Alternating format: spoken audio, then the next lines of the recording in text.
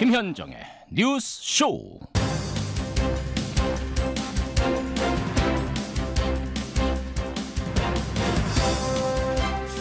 애청자 여러분, 새해 복 많이 받으십시오. 설 연휴 가족들과 함께 즐거운 시간 보내고 계시죠? 설 명절 김현정의 뉴스쇼는 특집으로 함께합니다. 2025년을 말하다. 오늘은 그 두 번째 시간으로 국제편입니다. 국내 정치 상황이 워낙 복잡하다 보니까 국제 정세가 어떻게 돌아가는지 좀 잊고 지낸 면이 있는데요. 사실은 놓쳐선 안 되는 큰 변화들이 여러 곳에서 있었습니다. 지금 세계는 어떻게 돌아가고 있는지, 그리고 우리는 어떤 준비를 해야 할지 지금부터 점검해보죠. 설 특집 김현정의 뉴스쇼, 잠시 후에 출발합니다. 김현정의 뉴스쇼 설 특집 2025년을 말하다 국제편. 오늘은요, 세 분의 전문가와 함께하려고 하는데요. 나이 순으로 소개를 하겠습니다. 긴장하시네요.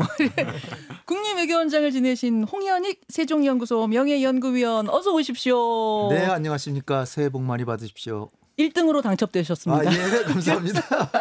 나이 많은 게 좋은 게 아닙니다. 그리고 역시 국립외교원장 출신의 김준형 조국혁신당 의원님, 어서 오십시오. 네, 안녕하십니까. 새해 복 많이 받으십시오. 반갑습니다. 네. 마지막으로 이화여대 북한학과 박원건 교수님, 어서 오십시오. 예, 막내 박원건입니다. 새해 복 많이 받으십시오. 아니, 오늘 패널 분들이 정말 어마어마합니다. 국립외교원장 출신 두 분하고 이제 차기를 노리고 계시는 박 교수님까지 이렇게 물 건너갔죠. 세 분도 어떻게 서로 좀 잘 아시는 편이세요? 어떠세요? 네, 잘 압니다. 잘 알고 또 어떻게 좋아하고 존경하고 하는 선배 후배. 네. 우리 박 교수님하고 김준영 의원님하고는 바로 옆방이었습니다. 한동대학교에서 네. 학부 선배시기도 하고요. 그렇게 우리 되시고. 홍현익 원장님은 대학원 선배시기도 하고. 예. 박 교수님 주눅 들지 마시고요. 오늘 선배님 두 분과 함께. 네, 그럴 뿐이 아닙니다. 오늘 설 명절 당일입니다. 여러분 어떻게 명절 보내고 계세요? 사실은 꽤나 좀 긴 명절인데 세 분은 주로 이런 명절에는 뭐 하면서 보내세요? 홍현희 원장님. 뭐 이게 연휴가 기니까 평소에 밀어놨던 일들을 한꺼번에 이렇게 하는 뭐 글을 좀 긴 글을 쓴다든지 뭐 그런 거 하고, 아니면 그 장안에 화제가 됐던 좋은 드라마 같은 거 그 밀려서 꼭 봐야 되겠다 그런 거 한꺼번에 몰아서 보고. 정주행. 네. 보내시고요. 아니 뭐 가족들 명절에 모이면은 상도 좀 나르고 부엌에 가서 뭘 좀 돕기도 하고 이런 스타일이세요? 아니면은 소파하고 한 몸이 돼서 그냥 이렇게 밀착해 있는 스타일이세요? 김준영 의원님 어떠세요? 저는 부모님이 작고하신 지 오래돼서 이렇게 그 전에는 이렇게 대구 쪽으로 내려갔었는데 못 가고요. 근데 돌아보면 지난 5월 30일 날 이렇게 등원하고 나서 단 하루도 못 쉬는 것 같아요. 세상에. 진짜로 단 하루도 못 쉰 것 같아요. 그리고 비상대기 12월 대 비상대기 거기서 먹고 자는 게 2주씩 있었거든요. 그래서 이번에는 그냥 차 몰고 목적지 없이 그냥 가려고요. 드라이빙? 목적지 없는 드라이빙? 아마 강원도 쪽이 될 것 같습니다. 요새 많이 힘드셨군요. 처음 쉬는 겁니다. 목적지 없이 운전하고 달리고 싶다. 정처 없이. 알겠습니다. 그 마음도 이해합니다. 박원경 교수님은 어떤 스타일이세요? 저희는 저희 집이랑 처가랑이 다 부모님 다 생존해 계시는데 신정을 셉니다. 1월 1일. 1월 1일. 신정 양력. 그래서 보통 구정에 설날 때는 이제 처랑 뭐 여행을 가거나 하는데 이번에는 뭐 딱히 계획은 없고요. 저도 뭐 재밌는 의미 있는 영화 있으면 좀 보러 갈까 그러고 있습니다. 교수님들은 역시 좀 설도 좀 독특하게들 학자들은 지내시는. 재미없다는 말 그렇게 표현할 거 맞죠? 어떻게 지내는 게 재밌게 지내는지 좀 알려주시면. 뭐 윷놀이도 좀 하고 이렇게. 알겠습니다.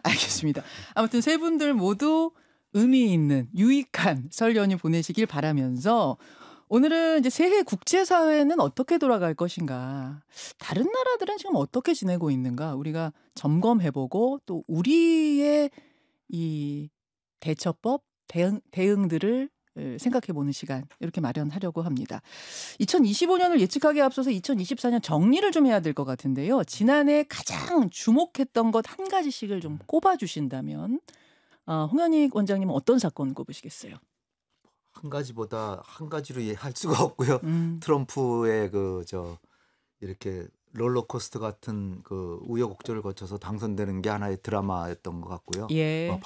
바이든이 또 사퇴하고 해리스가 등장하고 해리스가 더 지지율이 높았는데 또 트럼프가 저 사살이라고 테러 당할 뻔했는데 예. 또 용감하게 일어서서 하고 그럼에도 불구하고 또 다시 그 해리스가 역전을 했다가 여론상으로 역전했다가 그렇죠. 결국엔 또 참혹하게 지는 그런 모습. 그다음에 이제 우크라이나 전쟁이 이게 뭐 계속 1년 내내 됐으니까 빨리 전쟁이 끝났으면 하는 바람에 가자 지구에서 너무나 이스라엘이 많은 사륙을 해서 너무 가슴이 너무 많이 아팠습니다. 특히 가자 지구에서. 예. 트럼프의 등장 그리고 이스라엘 가자 지구도 주목하셨고 아까 또 하나 뭐고 우크라이나 러시아 우크라이나에도 전쟁. 많은 사상자가 생겼지만 예. 거긴 그래도 전쟁이니까 뭐 물론 민간인들도 많이 살상되시고 하지만 예, 저는 무엇보다 가자 지구에 그 아주 그 선량하게 사는 그 일반 시민들이 이스라엘 군의 폭격이나 뭐 이렇게 해서 그냥 이유 없이 막 죽어가는 그게 너무 제일 가슴 아팠습니다. 그 세 가지 장면을 꼽아주셨어요. 김준영 의원님은 어떤 장면 꼽으셨어요? 작년 이맘때 2024년을 예상하면서 슈퍼 선거에 해라 그랬잖아요. 맞아요. 그래서 그때 한 70여 개국이 뭐 총선이나 대선을 했고 42억 명의 유권자들이 할 것이다. 그 핵심에는 뭐 주요 국가들이 다 있었습니다. 뭐 프랑스도, 영국, 우리도 있었고요, 일본도 있었고요. 근데 뭐 그 중에 지금 말씀하신 트럼프의 당선이 가장 뭐 중요하긴 할 것 같은데 전체적으로 보면 대체로 집권 세력이 다 무너졌습니다. 아 그런가요? 네, 뭐 트럼프도 포함해서 여야가 바뀌었어요. 여야가 바뀌거나 또는 안 바뀌죠. 우리처럼 그래도 야가 총선에서 이긴다든지 예. 대체로 집권 세력이 어려웠고요.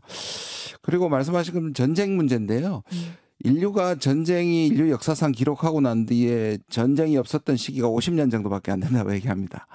총 합치면 누적을 합치면. 그런데 그거는 늘 있었기 때문에 하마스 그러니까 중동과 우크라이나 전쟁이 있는 것은 필연적일지 모르겠지만 제가 발견한 거는 이렇게 무력한 적이 있는가 해결할 때 전쟁이 일어나는 걸 못 막아도 뭔가 평화의 시도나 유엔도 지금 사실 시야에서 사라져 버렸습니다. 그리고 뭐 강대국이 예를 들어서 평화를 중재하는 것도 없었고요. 그렇게 보면 인류가 전쟁을 막을 만한 메커니즘이나 그런 방법을 잃어버렸다면 이건 진짜 앞으로도 큰일이다. 이걸로 끝나지 않는다는 생각이 좀 들었습니다. 선거와 전쟁의 해였다. 이렇게 기억을 하시고 박원건 교수님에게 지난해는 어떤 장면들이 또 앞서 두 분이 말씀하신 거가 저는 많이 와닿는데요. 그러면서 생각나는 게 2022년에 미국에서 국가안보전략서가 나왔는데 거기에 탈냉전의 종식이다라는 표현이 나와서 많은 연구자들을 좀 놀라게 했죠. 왜냐하면 2022년 10월 달에 나온 건데요. 탈냉전이 종식이 됐다? 그러면 언제 종식됐지? 그리고 지금 우리가 사는 세계는 뭐지? 근데 뭐 미국이 친절하게 설명을 하지 않고 그냥 향후 10년이 가장 중요한 10년이 될 것이다. 아마도 작년 한 해가 그 모습을 가장 대표적으로 보여주지 않았는가. 이거 당연히 부정적인 의미가 매우 강한 거고요. 앞에 김 의원님 말씀해 주신 것처럼 우리한테 좀 익숙한 자유주의적 국제질서 혹은 규범에 기초한 국제질서라는 것들이 있죠. 법치나 자유무역, 뭐 힘을 통한 현상 변경 반대 거의 전쟁이 다 들어가는데 그런 것들이 동시다발적으로 다 흔들리는 모습을 보였다. 그러면서 이게 올해로 연결될 텐데 저는 이 3대 리더십의 위기와 기회라고 생각합니다. 3대 리더십이요? 예, 왜냐하면 트럼프 등장으로 인해서 세계 리더십의 변화가 훨씬 가속화될 가능성이 있는 거고 한국은 리더십이 부재한 거고 나중에 얘기 나눌 기회가 있겠습니다만 저는 북한의 김정은 위원장도 리더십 위기라고 생각합니다. 그렇기 때문에 3대 리더십의 위기와 기회가 작년 연말, 뭐 작년부터 잉태돼서 올해 본격적으로 펼쳐질 가능성이 있다고 생각합니다. 그렇게 지난해를 정리해 주셨어요. 그럼 올해 우리가 가장 주목해야 할 국가, 가장 주목해야 할 지도자 하면은 세 분 모두 뭐 트럼프 대통령을 꼽으시는데 이의가 없으실 것 같아요. 한국에 또 새로운 지도자가 나온다면 또 주목해야 되겠죠. 우리나라에 뭐 새 지도자가 우리나라에 나온다면 나올 가능성이 있으니까. 그렇죠. 거기에 말씀드린 김정은의 올 한 해 리더십도 저는 매우 중요하다고 생각합니다. 2025년이.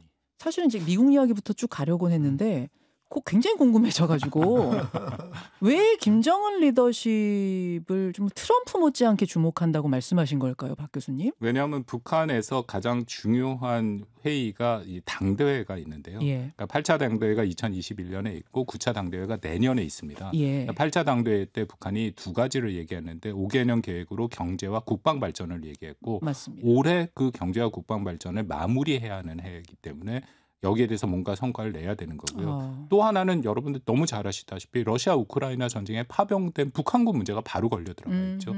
이것은 우리가 그냥 학계에서 연계 정치, 영어로 써 죄송합니다. 링키지 폴리틱스가 바로 걸려 들어가기 때문에 트럼프가 6개월 만에 끝낸다고 하는 그 러우 전쟁에 네. 북한이 바로 당사자로 있다.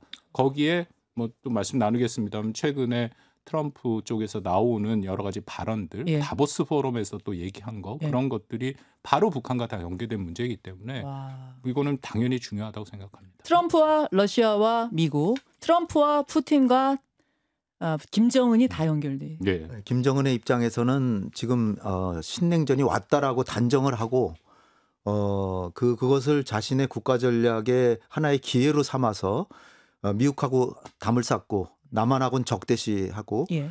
그다음에 중국과 러시아하고 관계를 계속 유지하면서 자력갱생으로 자기는 체제를 유지하겠다. 그런 전략을 계속 써왔잖아요. 그러다가 이제 러시아에 파병까지 하고 네. 그래서 김정은은 이제 지금 시대는 신냉전 시대라고 아주 결정을 하고 달려들었거든요. 예. 윤석열 대통령이 제가 보기엔 어리석게도 김정은처럼 똑같이 신냉전이 왔다라고 생각한 거예요. 근데 신냉전이 아니거든요. 제가 보기엔. 신냉전이 아닌 게 과거의 미소 관계보다도 지금의 미중의 역할이란 게 과거보다 좀 줄었고 상대적으로. 예. 그다음에 군사안보적으로는 미국하고 상대 진영, 중국, 러시아하고 적대 관계고 대립 관계이지만 경제 부분에서 볼 것 같으면 과거의 미소 관계는 경제 관계는 없었는데 거의 없었는데 미중 관계는 엄청난 경제 관계를 하고 있고 있죠. 중국하고 EU하고도 엄청나게 하고 있고요. 네. 그다음에 같은 동맹 내부에서도 경제적으로는 굉장히 경쟁이 심하거든요. 예. 냉전 시대라면은 당연히 서로 도와야 되는데 경제 부분에서는 치열하게 싸웠거든요. 그다음에 냉전 시대와 달리 공동의 안보 과제들이 많잖아요. 전염병이라든지 테러라든지 네. 뭐 환경이라든지 기후라든지 뭐 여러 가지 인류가 공통으로 이겨나가야 될 과제가 있기 때문에 미국하고 중국은 미국과 러시아가 협력해야만 되는 시기고 그다음에 글로벌 사우스의 역할이 과거의 비동맹보다 더 중요하고 그래서 지금 시대가 신냉전 시대가 아닌데 윤석열 대통령은 신냉전이라고 생각하고 그냥 미국, 일본 추종으로 간 거예요. 그래서 편중 해결을 하다가 국익을 챙기지 못했잖아요. 근데 아까 처음으로 다시 돌아와서 김정은의 역할이 중요하다는 건 과연 트럼프가 지금 우크라이나 전쟁을 끝내기 위해서 북한군의 철수를 지금 종용해야 될 거 아니에요. 네. 거기에 어떻게 대응할 것인가 굉장히 주목이 되고요.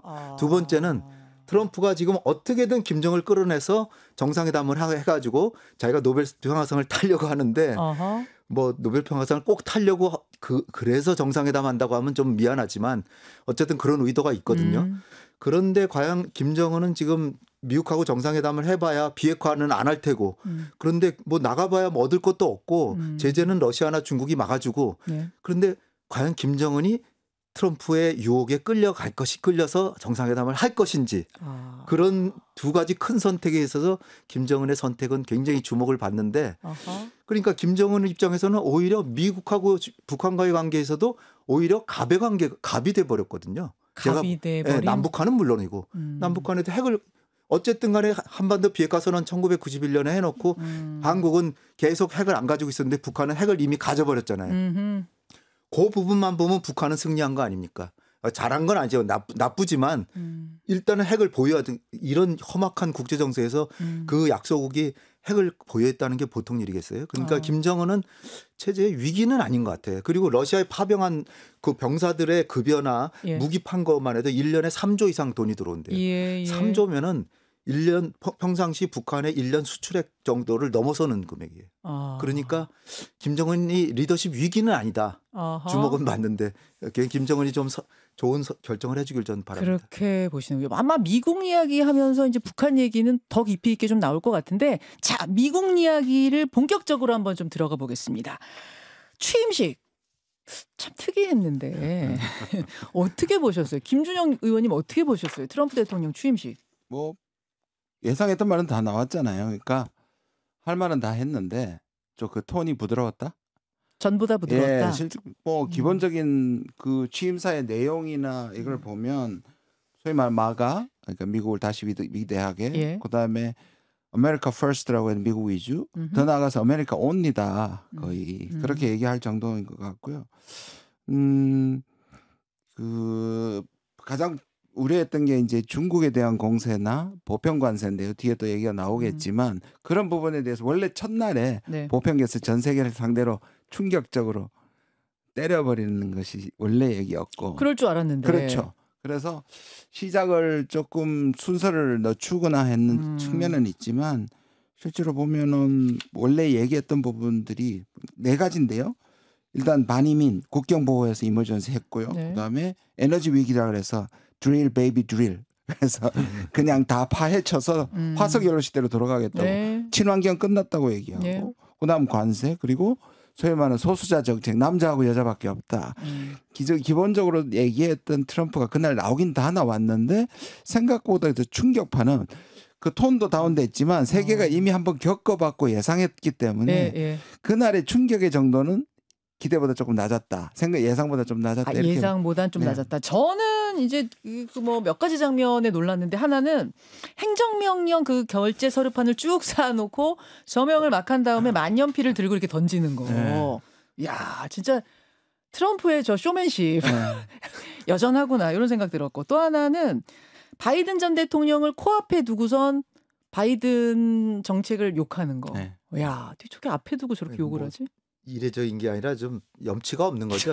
저는 좀 더 세계 지도국의 예. 국가 원수인데 예. 좀 품위를 가져줬으면 물론 트럼프에게 그걸 바란다는 게 좀 어리석긴 하지만 그래도 저는 미국은 우리의 동맹국이라서 특별하지만 이 전 세계를 사실 주도하는 세계 지도국이잖아요. 물론이죠. 그 지도국의 국가 원수인데 그렇다면 모름지기 이 취임사 때 뭔가 그 보편적인 이념과 가치를 이렇게 내세우고 인류가 당면한 과제 이런 거를 해결하면서 미국이 앞장서겠다. 그러면서 그거는 미국의 과제이기도 하니까 그렇죠. 그거를 풀어나가면서 미국의 고민사항도 좀 얘기를 하면서 인류와 함께 인류와 더불어 같이 번영하고 평화롭고 번영하고 우리가 그 문제들을 하나하나 해결하겠다 이런 게 아니라 네. 미국 지금 뭐 트럼프 바이든 시대를 쇠퇴기라 그러면서 지금 황금기가 왔다. 그러면서 황금기가 왔는데 왜 이렇게 고민스러운 문제들이 많은지 하나하나 얘기를 하면서 보편적인 문제들이 아니라 미국의 특수 문제를 하나하나 거론하면서 해결책을 제시하는데 제가 좀 실망스러운 게 미국은 참 훌륭한 나라고 존경받는 나라이기를 좀 바라는데 미국이 그 지도국에서 보통 국가로 좀 떨어진 느낌. 그게 좀 슬프고 좀 애석한 느낌을 좀 많이 가졌습니다. 박원근 교수님은 어떠셨어요? 방금 말씀하신 것처럼 취임사는 그래도 비교적 점잖았죠. 왜냐하면 바이든 이름은 나오지 않았고 거기에 보면 수년간 급진적이고 부패한 정권 물론 바이든 얘기를 하는 거고 있고 정책 비판. 뭐 단순한 위기 조치에 관리하지 못했다. 그런데 참 재밌다라고 생각한 게 과연 트럼프답다라고 생각도 했고요. 취임사 이후에 사실은 취임사보다 더 긴 연설을 2번을 더 했습니다. 그랬던가요? 예, 거기에 1000명이 있었던 그 리버레이션 홀이라고 불리는 해방 홀에서 더 긴 연설을 했고 또 지지자들이 모여 있었던 큰 체육관 아레나에서 또 했어요. 그리고 나서 집무실에 와갖고 계속 행정명령 서명하면서 기자회견을 했습니다. 기자회견도 했죠. 근데 그 3개를 제가 다 봤는데 거기서는 처음부터 끝까지 바이든에 대한 집중적인 비판, 해리스. 그간에 그들이 얼마나 못했고 그리고 자기는 얼마나 잘했는가 또 잘할 것인가 얘기를 했고요. 그리고 핵심은 저도 우리 홍 원장님 말씀에 전적으로 동의하는 게 취임사를 보면 국정 전반의 비전, 시대적 과제 그런 게 전혀 없었고 특히 미국이란 국가의 그간의 위상을 생각하면 대외 전략이라든지 세계를 어떻게 끌어가야 되냐 그런 내용도 전혀 없었고요. 그날 동시에 백악관 홈페이지에 올라온 6대 의제를 보면 과연 트럼프가 앞으로 어떻게 끌고 갈 건지가 다 확인이 됩니다. 6대 의제가 이겁니다. 인플레이션 문제, 미국 노동자를 위한 감세, 국경 안전, 힘을 통한 평화, 에너지 패권, 미국의 도시. 100% 이게 미국 우선주의가 다 반영돼 있다. 근데 저는 우리 홍 원장님이랑 다르게 크게 기대를 하지 않았기 때문에 그냥 기대 수준에서 나왔다. 그러려니 하면서 그러니까 제가 말씀드렸잖아요. 네, 반응들이 다 예상을 했기 때문에 지금 방금 다른 나라도 그렇게 놀라지 않았다. 8년 전처럼 놀라진 않았어요. 않은 거죠. 알겠습니다. 트럼프 2기가 그럼 1기하고는 어떻게 달라질까? 비슷할까요? 뭐 달라지는 부분이 뭐가 있을까요, 김준영 의원님? 매우 많이 달라질 겁니다. 시작은 이렇게 했다고 해서 안심할 수 없는 게요. 네. 벌써 지금 제가 이제 이미 지금 연방정부가 난리가 났습니다. 예를 들자면 말씀드릴게요. 벌써 어제부터 1년 전부터 그 계약으로 들어와 있는 그러니까 고용이 됐던 연방 직원들은 지금 다 짐 쌌어요? 짐 쌌고요. 그다음에 그 사이에 합격한 사람들 다 취소. 네, 그리고 foreign aid라고 하죠. 미국에서 그래도 아직까지 1위입니다. 그 세계에 대한 그걸 돕는 그걸 전부 다 펀딩을 다 잘랐고요. 이게 와. 지금 연방 정부에서 일어나고 있는 일이고, 그다음에 지금 국경에서 눈물바다 아닙니까? 실제로 바이든 때 합법적으로 하기 위해서 앱을 깔아가지고 차례를 기다리고 5개월, 6개월 기다리는 사람이 며칠 사이로 지금 못 들어오게 됐고요. 이민자들 지금 눈물이 넘치고 있고요. 그다음에 보편과세도 저는 이렇게 봅니다. 보편값을 갑자기 때렸을 때 미국의 인플레이션에 충격을 주기 때문에 살짝 뒤로 미룬 것뿐이지 제가 보기에는 법인세를 내리고 먼저 좋은 걸 준 다음에 금방 보편과세를 저는 올릴 것 같고요. 그래서 그냥 처음에는 이렇게 표현합니다. 처음엔 돌풍이나 일탈이었다면 지금은 태풍이거나 대세가 됐다. 이거를 적어도 2년간은 살아남아야 한다. 누구에게나 미국 국민들도 그렇고 세계도 그렇고 이 충격파를 이겨내야 된다고 할 정도로 저는 트럼프가 세상을 막 힘들 것 같아요. 와, 취임식은 전보다 좀 점잖은 느낌이었다고 하셨는데 앞으로 다가올 것은 태풍일 거다. 네. 지금 홍현희 제가 원장님? 보기에는 이제 좀 다른 측면으로 다른 측면으로 보면은 그 취임식 하는데 여기 뭐 바로 뒤에 이렇게 얼굴 보이는 사람들이 세계 초갑부들이잖아요. 일론 머스크, 제프 베이조스, 그다음에 테슬라, 아마존, 구글 막 이렇게 있었을 거예요. 구글은 구글 아닌가요? 있었고 마크 저커버그가 있었죠. 메타. 근데 이 사람들이 세계에 뭐 10등 안에 달아드는 부자들이잖아요. 그리고 저 재무장관 이 사람도 뭐 조대 재산을 가진 사람이래요. 그러니까 이 내각의 장관들 재산을 더하면 보통 한 나라 재산 이상이라는 거예요. 한 나라 재산, 장관들 재산만. 그렇기 때문에 이게 지금 상징하는 게 뭔가. 1기 때는 그러지 않았거든요. 1기 때는 전문가들을 많이 능력가 자기가 이제 좀 정치에서는 초년병이기 때문에 좀 어른들의 축이라 그래가지고서는 아주 최고의 전문가들 자기가 별로 안 좋아하지만 조언해 줄 수 있는 사람을 했는데 지금 다 충성파로 다 채웠고 재벌들 다 갖다 놨고 그러니까 이게 보니까 트럼프가 자기 마음대로 하겠다는 게 너무나 분명하고요. 그럼 1기 때는 그 전문가 그룹들이 좀 제재도 하고 조언도 하고 많이 했죠. 그랬는데도 그 정도였는데 많이 해가지고 틸러슨이라든지 뭐 이게 NSC 보좌관 이런 사람들이 하나하나 사꼬치꼬치 따지고 저 국방부 장성들 많이 데려다 썼잖아요. 근데 그 사람들도 다 자기 줏대가 있어가지고 다 이렇게 간언하고 다 그랬는데 지금은 아예 트럼프 주니어가 지금 시험대 기준이 뭐냐면 충성심과 마가 신봉제냐 그거 두 개만 봤다는 거예요. 그러니까 다 젊기도 하거니와 트럼프에 대한 충성심이 첫 번째 원칙이기 때문에 트럼프가 하는 대로 다 따를 사람들이에요. 그러니까 간언하는 사람이 없고 두 번째는 초갑부들이기 때문에 이게 사실 요번에 그 해리스가 안 되고 트럼프가 된 가장 큰 이유는 전 뭐라고 보냐면 미국의 경제가 작년에 좋았거든요.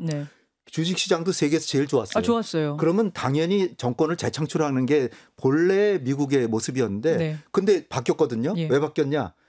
미국의 상위 20%는 그 부를 몇 배를 더 창출했고 80%는 가난에 허덕이고 있더니 상대적으로 가난에 허덕여서 주식시장이 올랐어도 그 80%는 주식을 별로 못했고 상위 20%가 다 해서 더 재산을 몇 배로 불렸고 그러니까 이 미국 내부의 이 구조적인 빈부격차가 무지무지하게 심한데 거기다 트럼프는 한술 더 떠서 초갑부들을 다 바로 곁에다 데려다 쓰니 이게 미국이 어떻게 보면 표본인데 세계의 빈부격차는 더 심해질 것 같고요. 두 번째는 그 맥킨리 대통령을 인용했어요. 훌륭한 대통령이라고. 네. 맥킨리가 누구냐면 1998년 스페인하고 전쟁한 사람. 미국의 제국주의를 상징하는 사람이에요. 미국은 제국주의가 없었던 게 아니라 맥킨리 대통령이 그 스페인하고 전쟁을 통칭망 사건처럼 거의 조작해가지고 스페인하고 전쟁해가지고 푸에르토리코를 추격하고 필리핀을 뺏고 그랬던 거거든요. 그 대통령을 자기 존경한다. 그리고 파나마, 그린란드 막 이런 염치 없이 막 얘기를 하고 있어요. 이게 보면은 미국이 아직은 쇠퇴해가지만 제일 초강대국이잖아요. 네. 근데 이 초강대국이 자기 욕심만 채우고 영토적인 야심까지도 막 보이니까 이게 미국이 존경받는 나라, 부러움을 받는 나라가 돼야 된다라고 이렇게 얘기를 했지만 제가 보기에는 두려움을 주는 나라가 지금 되고 있어요. 태풍과 같은 것이 몰아칠 것인데 그 방향이 상당히 우려스럽다. 두 분이 같은 말씀을 해주셨어요. 박원근 교수님께는 이렇게 좀 질문 드릴게요. 큰 틀에서 두 분 말씀에 동의를 하고요. 근데 그럼에도 저는 트럼프가 과연 원하는 걸 자기 뜻대로 다 할 수 있을까에 대해서는 조금 조심스럽게 볼 필요가 있다. 일단 대표적인 게 보편관세 10% 끊임없이 얘기했는데 일단 유보를 했거든요. 그게 문제가 많이 있습니다. 일단 보편관세 10%라면 다시금 그 미국 내 물가가 오르고 있는데 인플레이션이 올라갈 가능성이 매우 높다라는 게 첫 번째고 또 그것을 적정하게 할 만한 법 조항이 애매한 부분이 있습니다. 그래서 트럼프 일기 때 기억들 하시겠지만 8개 국가인가 중동 아프리카의 그 출입 금지, 그러니까 입국 금지를 시켜버렸는데요. 연방 법원의 판사가 그것을 행정명령을 내렸는데 그것을 불법이라고 해서 그게 취소된 그런 상황이 있었습니다. 그렇기 때문에 여전히 미국의 뭐 그 이른바 체크 앤 밸런스라고 불리는 서로의 견제와 균형은 작동할 여지가 완전히 없지는 않다라고 생각이 되고요. 관세 부분에 있어서는 박 교수님은 꽤 오래 못할 것 같다? 그러니까 이 지금 유보가 꽤 오래 갈 것 같다 이렇게 보시는 거예요? 관세 분야에서는 이미 행정명령이 자세하게 얘기가 나왔습니다. 나중에 뭐 지금 말씀을 좀 드릴까요? 네, 지금 가보죠. 뭐. 관세 얘기. 관세에 대해서는 그날 행정명령을 하면서 그 스스로 이 각서를 내라고 해갖고 했는데 이게 뭐냐면 기존에 있는 것들을 다 한번 재검토를 하라는 명령을 냈죠. 날짜도 4월 1일까지로 다 못 봐갖고 정확한 표현은 미국 우선주의 무역정책 각서입니다.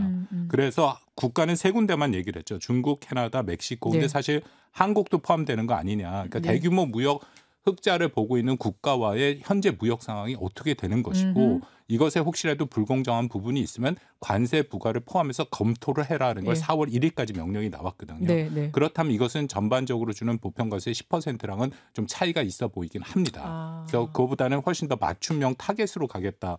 그게 훨씬 더 안전하고 법률적인 문제가 덜 하니까 그 방향으로 갈 가능성은 좀 있어 보이고요. 여긴 당연히 중국이 핵심이고요. 그리고 하나 말씀드리면 또 하나 굉장히 좀 놀란 게 속지주의를 뭐 더 이상 인정하지 않는다라는 행정명령 각서가 있거든요.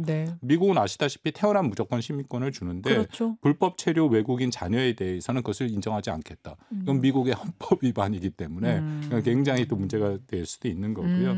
그리고 아까 우리 홍 의원님 원장님 말씀하신 것처럼 거기 뭐 백만장자들이 다 들어가 있습니다. 상무부의 하워드 뭐 라트릭이라든지 재무부의 스캇 벤센트 같은 사람들이 다 백만장자인데 이 사람들이 바라보는 세계관과 핵심으로 들어가 있는 국무장관 또 국가안보보좌관, 국방장관이 갖고 있는 세계관이 차이가 많이 나요.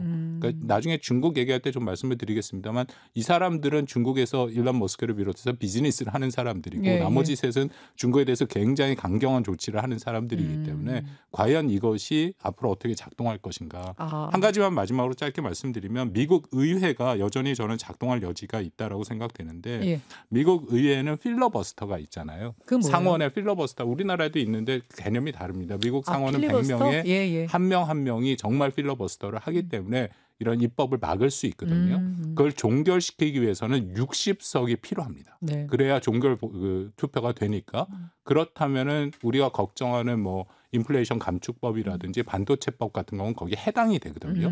그러면은 이게 공화당에서도 문제가 있기 때문에 그게 우리가 우려하는 만큼 쉽게 트럼프가 마음대로 할 수는 없지 않을까 하는 생각도 있습니다. 그렇게 됐으면 좋겠어요. 그렇게 됐으면 좋겠어요. 진짜 태풍이 막 몰아치는데 그래도 의회에서든 어디에서든 좀 이것을 견제할 수 있는, 제한할 수 있는 뭔가 작동했으면 좋겠는데 홍 원장님 관세에 대해서 관세가 사실 지금 당장에 다가올 수 있는 제일 중요한 과제였거든요. 뭐 우크라이나 전쟁은 뭐 우크라이나나 러시아한테는 제일 중요하겠지만 일반적으로 거의 전 세계 모든 나라가 관심 있는 게 보편 관세는 모든 나라한테 물리는 거니까. 근데 이제 그거를 일단은 취임사나 며칠이 지났는데 아직까지 확정짓지 않고 있는 거는 일단 긍정적인 신호라고 이제 봐주는 거예요. 네. 트럼프가 선거용으로 세게 얘기를 했지만 실제로 현실적으로는 상당히 현실에 적응하려는 모습이다. 이렇게 해서 이제 긍정적으로 보는데 특히 이제 중국에 대해서 60% 매기는 게 이게 초미의 관심인데 그렇죠. 뭐 근데 어쨌든 이웃하고 있는 멕시코나 캐나다에 대해서는 2월 1일부로 25%씩 매긴다는 거 아니에요. 예. 근데 그것도 모르죠. 그 2월 1일까지 중간에 뭐 어떤 비상 조치를 취해 가지고서는 당신이 얘기하는 트럼프가 내건 조건은 마약 들여보내지 마라. 불법 이민 보내지 말았는데 그거 딜하려고 그러는 거 아니에요? 그러니까 그걸 한다는데 지금 날짜는 며칠 안 남았잖아요. 근데 그 나라들은 사실은 캐나다의 트리도 총리 같은 사람은 지금 그만뒀지만 네. 너무 억울할 거예요. 캐나다가 아니라 멕시코에서 주로 마약이 들어오고 불법 이민도 주로 멕시코에서 들어오는데 그렇죠. 캐나다까지 그냥 덤으로 25%를 매기는데 그래서 캐나다도 지금 잔뜩 자기네들도 보복 관세를 매기려고 준비를 하고 있는데 캐나다의 대미 무역 의존도는 60%가 넘고 미국의 캐나다 의존도는 뭐 5%도 안 될 겁니다. 그러니까 그 경쟁이 안 되죠. 네. 그런 상황인데 어쨌든 다행인 거는 60% 관세를 일단은 안 매긴 게 세계적으로 지금 안도를 지금 주고 있고요.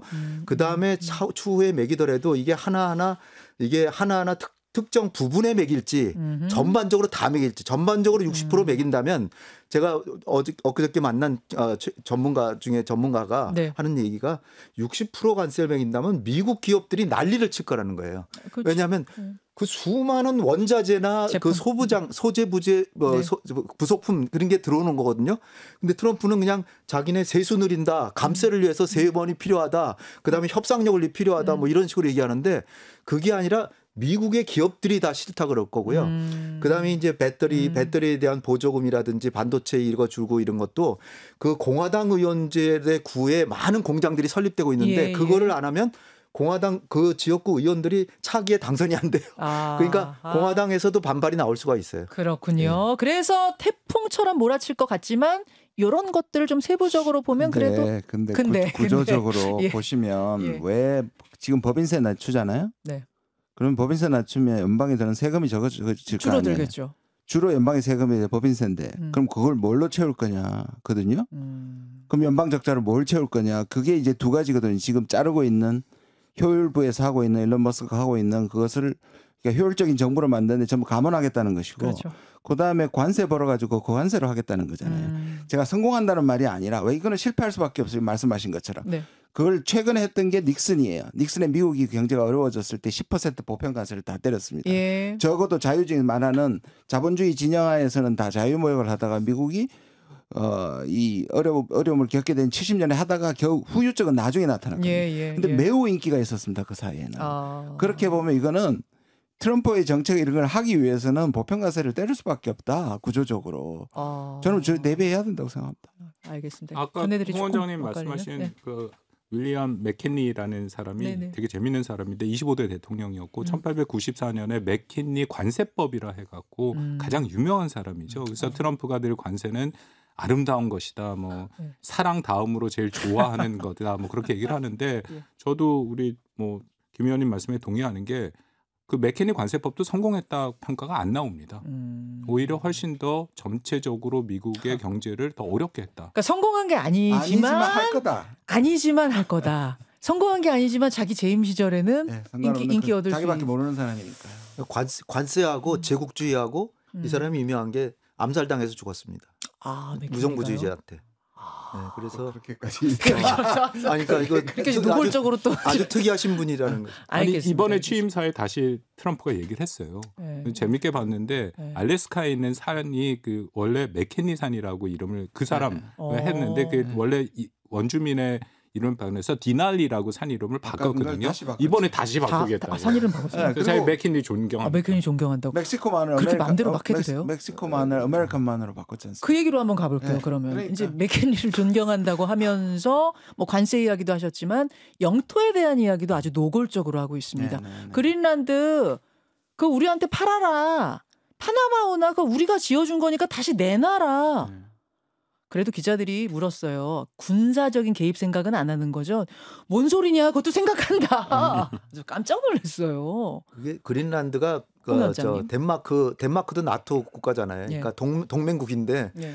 동맹국의 영토인데 자치령이죠. 예. 예, 중요한 거는 그냥 영토는 아니고 자치령이라서 주민 자치를 하는데 그 주민들은 많지가 않죠. 한 5만 많지가 않은데 사실 5만 5천 명 정도. 5만 5천 명. 지도를 보면은 캐나다하고 바로 붙어 있기 때문에 유럽보다도 덴마크보다 미국이 더 가까울 정도예요. 그렇긴 해요. 그러니까 이게 전략적으로 안보상으로 중요하기 때문에 경제 안보에도 중요하고 군사 안보에도 중요하다. 러시아나 뭐 이런 데 상대하려면 그런 얘기를 하는데 요는 이 사람의 핵심은 뭐냐면 네. 당신들의 영토지만 자치령이기 때문에 그 주민들이 원하면은 그 사람들이 소속을 바꿀 권한이 있다. 그걸 덴마크가 주민 자치 투표를 못하게 막거나 그 인위적으로 그거를 미국에 귀속되는 거를 인위적으로 막는다면 우리도 무력을 사용할 용의가 있다. 지금 그런 겁니다. 그린란드 주민들이 그건 미국으로 헌법적으로 보장되어 일단은 헌법적으로 그 주민들이 자치 투표를 해서 넘어가면 떠날 수 있습니다. 그게 법적으로 보장되어 있습니다. 지금 그러면 분위기가 그런데 그래요? 아직까지는 우리 미국에 갈 생각이 없다고는 얘기를 합니다. 얘기는 해요. 그리고 덴마크도 지금 덴마크의 이게 저는 협상용이라고 보는데요. 이게 여러 가지로 자원도 중요하고 북극 항로도 중요한데 아까 말씀하신 나토인데 1.58% 정도밖에 안 내고 있습니다. 지금 방위비 분담금을 5%까지 내라고 하고 있는데 그래서 덴마크가 지금 지레 우리 나토의 기여금 많이 내겠다고 얘기하고 협력하겠다고 얘기하는 겁니다. 저도 보니까 박 교수님. 그 협상용인 부분이 많고 특히 중국 견제의 생각도 있고요. 거기서 중국과 러시아가 북극 항로를 계속 개척했고 작년 10월 달인가요? 거기서 연합훈련까지 했거든요. 그런데요? 예, 그러니까 미국이 지정학적으로 지전략적으로도 중요하다. 근데 거기에 이미 미군이 주둔하고 있고 거기 미사일 방어 체계가 다 있습니다. 그래서 그런 면도 있는데 동시에 저는 트럼프가 정말 원하는 것 같은데요. 트럼프가 진심으로 그러니까 가져오고 일기 때도 그 얘기를 했고 맞아요. 2019년 진심인 것 같습니다. 그러면은 주민들이 우리는 미국으로 갈 생각 없어 이러고 뭐 덴마크에서 나토 분담금 더 내겠어 해도 트럼프가 그게 과정이 우리 저희 김 의원님 말씀하신 것처럼 1차적으로 거기가 자치령이니까 완전히 덴마크에서 독립한다고 할 수 있고요. 그게 되면 그 다음에는 다시 주민투표로 미국에 편입한다고 하면 되는 거죠. 그래서 제가 볼 때는 트럼프가 뭐 이렇게 막 퍼주고 이러면서 꼬시지 않을까요? 5만 명이니까. 5만 명이니까. 트럼프 주니어가 방문해가지고서는 떠보고 그러니까 여론을 조성하는 거죠. 그런 상황에서 그 그린란드뿐 아니라 파나마도 또 문제가 되잖아요. 파나마는 미국이 이제 그 수십 년 동안 이제 건설을 해가지고 많은 사람들이 트럼프 얘기로는 3만 8천 명이 죽었다는데 사실은 6천 명 죽었다 합니다. 그래서 어떤 뭐 많은 사람이 사망한 건 사실이에요. 공사하다가. 근데 이랬거나 저랬거나 카터가 줬잖아요. 넘긴 거잖아요. 이게 뭐 공사 중에 죽은 게 아니라 뭐 전염병이나 이렇게 병으로 많이 죽었대요. 근데 어쨌거나 카터가 인본주의자니까 그나마 이제 돌려줬는데 그래서 1999년에 완전한 운영이 넘어갔습니다. 그래서 작년 12월 31일이 그 파나마 운하 반환 25주년 기념을 했어요.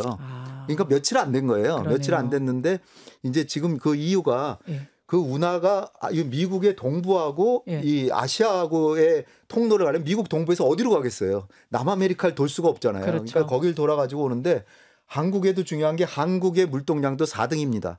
파나마 운하를 통과하는 1등이 미국, 2등이 중국, 일본, 그다음에 한국이에요. 그래요. 한국도 해운국이에요. 그래서 한국한테도 중요한 문제인데 어쨌거나 중요한 게 이 파나마 운하에 대해서 미국이 돌려달라고 하는데 과거에도 그 노리에가라고 파나마 원수가 있었어요. 이 사람이 마약 중계를 해가지고 미국의 병사가 가가지고는 이 노리에가를 체포해다가 플로리다인가 플로리다 법정에 세워가지고 미국 감옥에 집어넣었어요. 그래요. 파나마의 국가 원수를. 진짜요? 이게 사실은 그 주권 침해죠. 주권 침해. 그러니까 미국이 과거에 이런 일을 안 한 게 아니에요. 과거에도 했기 때문에 지금 시대가 변해가지고 많은 사람들이 잊었을 뿐이지. 그러니까 여차하면 파나마도 무력으로 이거 할 수가 있는데 이제 가장 큰 이유가 미국의 물동량이 제일 많은데 턱없이 비싼 가격을 매기고 있다. 그러다 우리가 건설한 건데 왜 우리한테 바가지를 씌우냐는 게 첫 번째고요. 두 번째는 그 미국의 경제보호 이게 비슷한 거고 그리고 그 중에 항구 2개가 중국이 관할하고 있다는 항구. 여기도 이제 중국이 또 끼어들군요. 예. 그래서 우리는 중국에 넘겨준 적이 없다. 파나마한테 넘겨줬는데 왜 중국이나 차이나라는 얘기를 두 번이나 얘기하더라고요. 그러면 달라고 하는 명분이 그거예요? 우리는 파나마한테 줬는데 왜 중국이 이걸 운영하냐 그거예요? 중국이 사실상 운영하고 있느냐. 그러니까 내 나라. 근데 팩트 체크를 해보면 중국이 운영하고 있는 게 아니라 운하 운영권은 파나마가 갖고 있고 예. 그중에 일부분 항구 2개만 중국이 그것도 홍콩에 지분을 둔 회사예요. 그러니까 그 트럼프 얘기는 정확하지가 않아요. 항상 보면 뭔가 좀 두루뭉술합니까? 그럼 김준영 의원님 진짜로 파나마 운하를 뺏어 오려는 걸까요? 아니면 이것도 운임을 좀 낮춰라 뭐 이런 딜일까요? 뉴욕 포스트가 재밌는 걸 불렀어요. 이게 뭐냐 던로 닥트린이라고 그랬어요. 먼로 닥트린이 뭐냐면 겉으로 고립주의잖아요. 미국의 5대 대통령의 먼로가 유럽 사람들 건들지 말라. 그러면서 실제로는 난민에 대한 북미가 미국이 난민에 대한 패권을 유지하는 양면성을 갖고 있거든요. 도널드 먼로를 붙여가지고 던로 닥트린이라고 해서 그러니까 트럼프는 사실은 전쟁에 들어가가지고 전쟁에 자기 자랑하는 게 뭡니까? 자기 세대에 전쟁에 한 번도 안 일으켰고 파병 한 번도 안 했다는 게 그래서 피스메이커란 말도 썼단 말이에요. 평화주의자고 아까 말씀드린 노벨 평화상에 그 집착에 가까운 노벨 평화상에 집착에 가까운 걸 갖고 있다면 이것도 사실은 그 방식이 아니에요. 일단 이 협상용이라고 보여지고요. 그러나 적어도 미국이 소위 말하는 중남미로부터 불법 이민자를 받으면서 이들이 미국을 이용하는 건 막으면서 그러나 미국의 지위를 이용해 가지고 주변 국가들에게 이용한 자기가 유리한 것들을 다 뺏겠다는 그러니까 그런 건 정책 원칙은 분명히 있어 보입니다. 그래서 일례로 한 번 지나가는 게 아니라 그리고 군사까지는 안 가겠지만 끊임없이 압박을 해서 얻을 것을 얻어내리라고 봅니다. 그린랜드 파나마 운하 그다음 다른 게 또 나올 수도 있겠네요. 그러면. 그렇죠. 또 나올 수도. 트럼프 연구 논문 이런 건 없나요? 많죠. 많게 생겼어요. 지금 얘기 들어보니까 뭐 이야기가 오늘 2시간이나 3시간, 4시간도 할 수 있을 것 같은데 저는 갑자기 또 딱 뜨는 질문이 지금 관세 뭐 이런 거 얘기하다 보니까 트럼프는 비트코인을 왜 이렇게 좋아하나? 왜 이렇게 코인에 빠져나 그것도 되게 궁금해져요. 자기 자신이 트럼프 밈 코인을 만들었잖아요. 발행해서 그 오른 걸 보니까 불과 뭐 한 열흘도 안 됐는데 18,000%인가가 올랐어요. 아니, 180% 오른 것이 아니라 18,000%. 우리 교수님 지금 흥분하셨어. 우리 원장님 흥분하셨어. 그 부인 코인도 만들었다는 거 아니에요? 자, 그러면요. 이렇게 좀 지금 할 리가 한국 같으면은 이거 대통령 탄핵해야 된다는 얘기 나올 정도예요. 왜냐하면 이게 대통령이 어떻게 상업행위를 하냐고요. 자기가 자기 코인 만들어가지고 막 그게 뛰게 만드는 하여튼 희한한 일들이 많이 벌어지는데요. 우리 여기서 좀 마음 가라앉히면서 노래 한 곡을 듣고 설 특집 김현정의 뉴스쇼 2025년을 말하다 국제편 계속 이어가도록 하겠습니다. 오늘 노래는 뭐 제가 고르는 것보다 나와주신 우리 전문가들께서 한 곡씩 설에 노래방 가면은 나 이 노래 부른다 이런 거 있잖아요. 노래방 애창곡. 역시 장유유서로 홍현희 원장님부터. 예. 네. 저는 원래 팝송을 좋아해서 팝송을 많이 부르는데 설이니까 민족의 명절이니까 우리나라 노래 중에 요즘에 그 아파트란 노래 많이 인기잖아요. 근데 요즘 아파트가 아니라 윤수일의 저희 세대인 윤수일의 아파트. 옛날 아파트. 옛날 아파트. 올드해요. 광고 듣고 윤수일의 아파트로 이어가죠.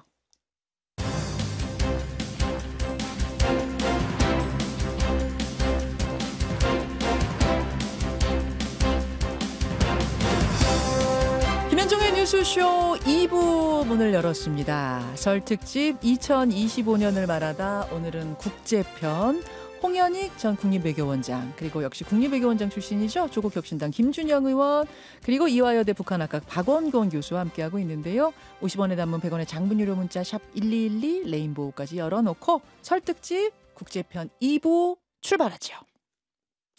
자, 김현정의 뉴스쇼 설 특집 2025년을 말하다 오늘은 국제편 함께하고 있습니다. 1부에서 이제 세 분과 함께 미국 이야기를 하다가 시간이 어떻게 가는지도 모르게 흘러와 버렸어요. 궁금하게 꼬리에 꼬리를 무는데 관세 얘기하고 뭐 이러다 보니까 갑자기 떠오른 제 질문이 왜 이렇게 트럼프 대통령은 코인에 꽂혔나? 요 얘기하다가 답을 못 듣고 넘어왔거든요. 누구 먼저? 홍현희 원장님 네. 먼저 하시겠어요? 네. 왜 그렇게 원래 좋아요? 저 1기 때부터 트럼프는 비트코인 이 코인 문제에 대해서 별로 긍정적이지 않았다라고 제가 알고 있습니다. 1기 때는요? 네, 별로 안 좋게 생각하다가 네. 이번 대선을 하는 와중에 중간에서 바뀌더라고요. 그게 아마 일론 머스크가 이거를 해야 저 젊은 사람들 많은 사람들이 한국에도 젊은 사람들도 많이 투자하거든요. 그리고 이제 트럼프의 그 막내 아들이 있어요. 네. 그 친구가 지금 대학생이 됐는데 예. 1기 때 초등학교 다니다 대학생이 됐는데 이 친구가 이렇게 그 SNS 활용법이라든지 그런 거를 많이 충고를 했는데 이게 젊은 사람이나 이게 야심 있고 미래를 받아보는 진취적인 사람들한테는 코인이 지금 자기의 투자처다. 그 사람들을 왜 놓치냐. 아마 그런 충고가 들어갔던 것 같아요. 그래서 갑자기 바꾸더라고요. 바꾸더니 그 다음에는 막 그 코인이라는 게 굉장히 좋다. 그러면서 전략 자산이 될 수 있다. 그 얘기를 하고 그 다음에 이거를 규제를 풀겠다라고 하고 그 규제를 막겠다는 사람을 최근에 그 연방의 그런 거 관리하는 사람을 또 해고까지 아닌가 압박을 줘가지고 스스로 해임하게 만들고 그래서 지금 트럼프가 오히려 코인의 친봉자처럼 돼가지고 코인 투자하는 사람들은 전부 트럼프의 지지자가 됐습니다. 그 일종의 박원근 교수님 이런 것도 있을까요? 기존의 전통적인 금융시장, 그러니까 월스트리트 중심의 요 세력들에 대한 견제? 그들은 특히 민주당 지지자들이 많으니까 뭐 이런 견제의 느낌도 있는 걸까요? 있죠. 왜냐하면 기존의 트럼프가 늘 얘기하는 워싱턴의 기득권층, 미국의 주류 사회. 근데 본인이 사실은 가장 혜택을 받는 그 금수저인데 그럼에도 자신의 정치적인 색깔과 방향성은 그런 주류 사회를 타파하는 전사의 이미지지 않습니까? 지난번 암살 시도 있을 때도 그 뚫고 나서서 소리를 지른 것이 싸우자. 대상은 그런 주류층을 향해 싸운다. 그러면 기존의 미국의 주류층으로 대변되는 그 금융 자본들 그거와는 대체되는 이런 암호화폐라든지에 대해서 본인이 관심이 있을 수 있다라고 판단이 되고요. 앞에서 우리 홍 원장님 말씀하신 것처럼 계속 트럼프가 공식적으로 그 얘기를 했습니다. 배런의 영향이 크다. 젊은 사람들한테 어떻게 하면 표를 소구할 수 있는지를 고민하다가 이제 그쪽에 관심을 가진 거라고 생각을 합니다. 그렇군요. 여기서 잠깐 뭐 돈 이야기를 하다 보니까 떠오르는 사람이 일론 머스크. 테슬라의 CEO이자 지금은 경제 효율부 장관인 셈인 거죠? 아예 정부 효율부. 정부 효율부. 그러니까 아예 일론 머스크를 위해서 새로운 부처를 하나 만든 거예요. 그렇죠. 그리고 이제 장관을 시킨. 저는 그래서 원래 두 사람이 뭐 중마고 옛날부터 친분이 있고 이런 건 줄 알았더니 그게 아니라 지난 여름에 그 총기 테러 있은 직후부터 그렇게 친해진 거라면서요. 일단 어마어마한 정치 헌금을 했기 때문에 친해진 겁니다. 그게 제일 중요합니다.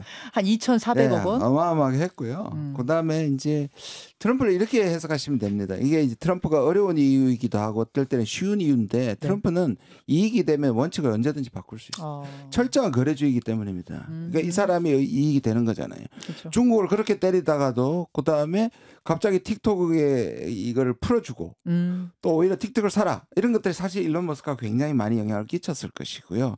이 DOG라는 다치라는 것도 아까 코인 얘기를 하셨는데 이게 일론 머스크하고 있는 이 코인의 이름하고 똑같아요. Department of Government Efficiency라 그래가지고 정부 효율부예요.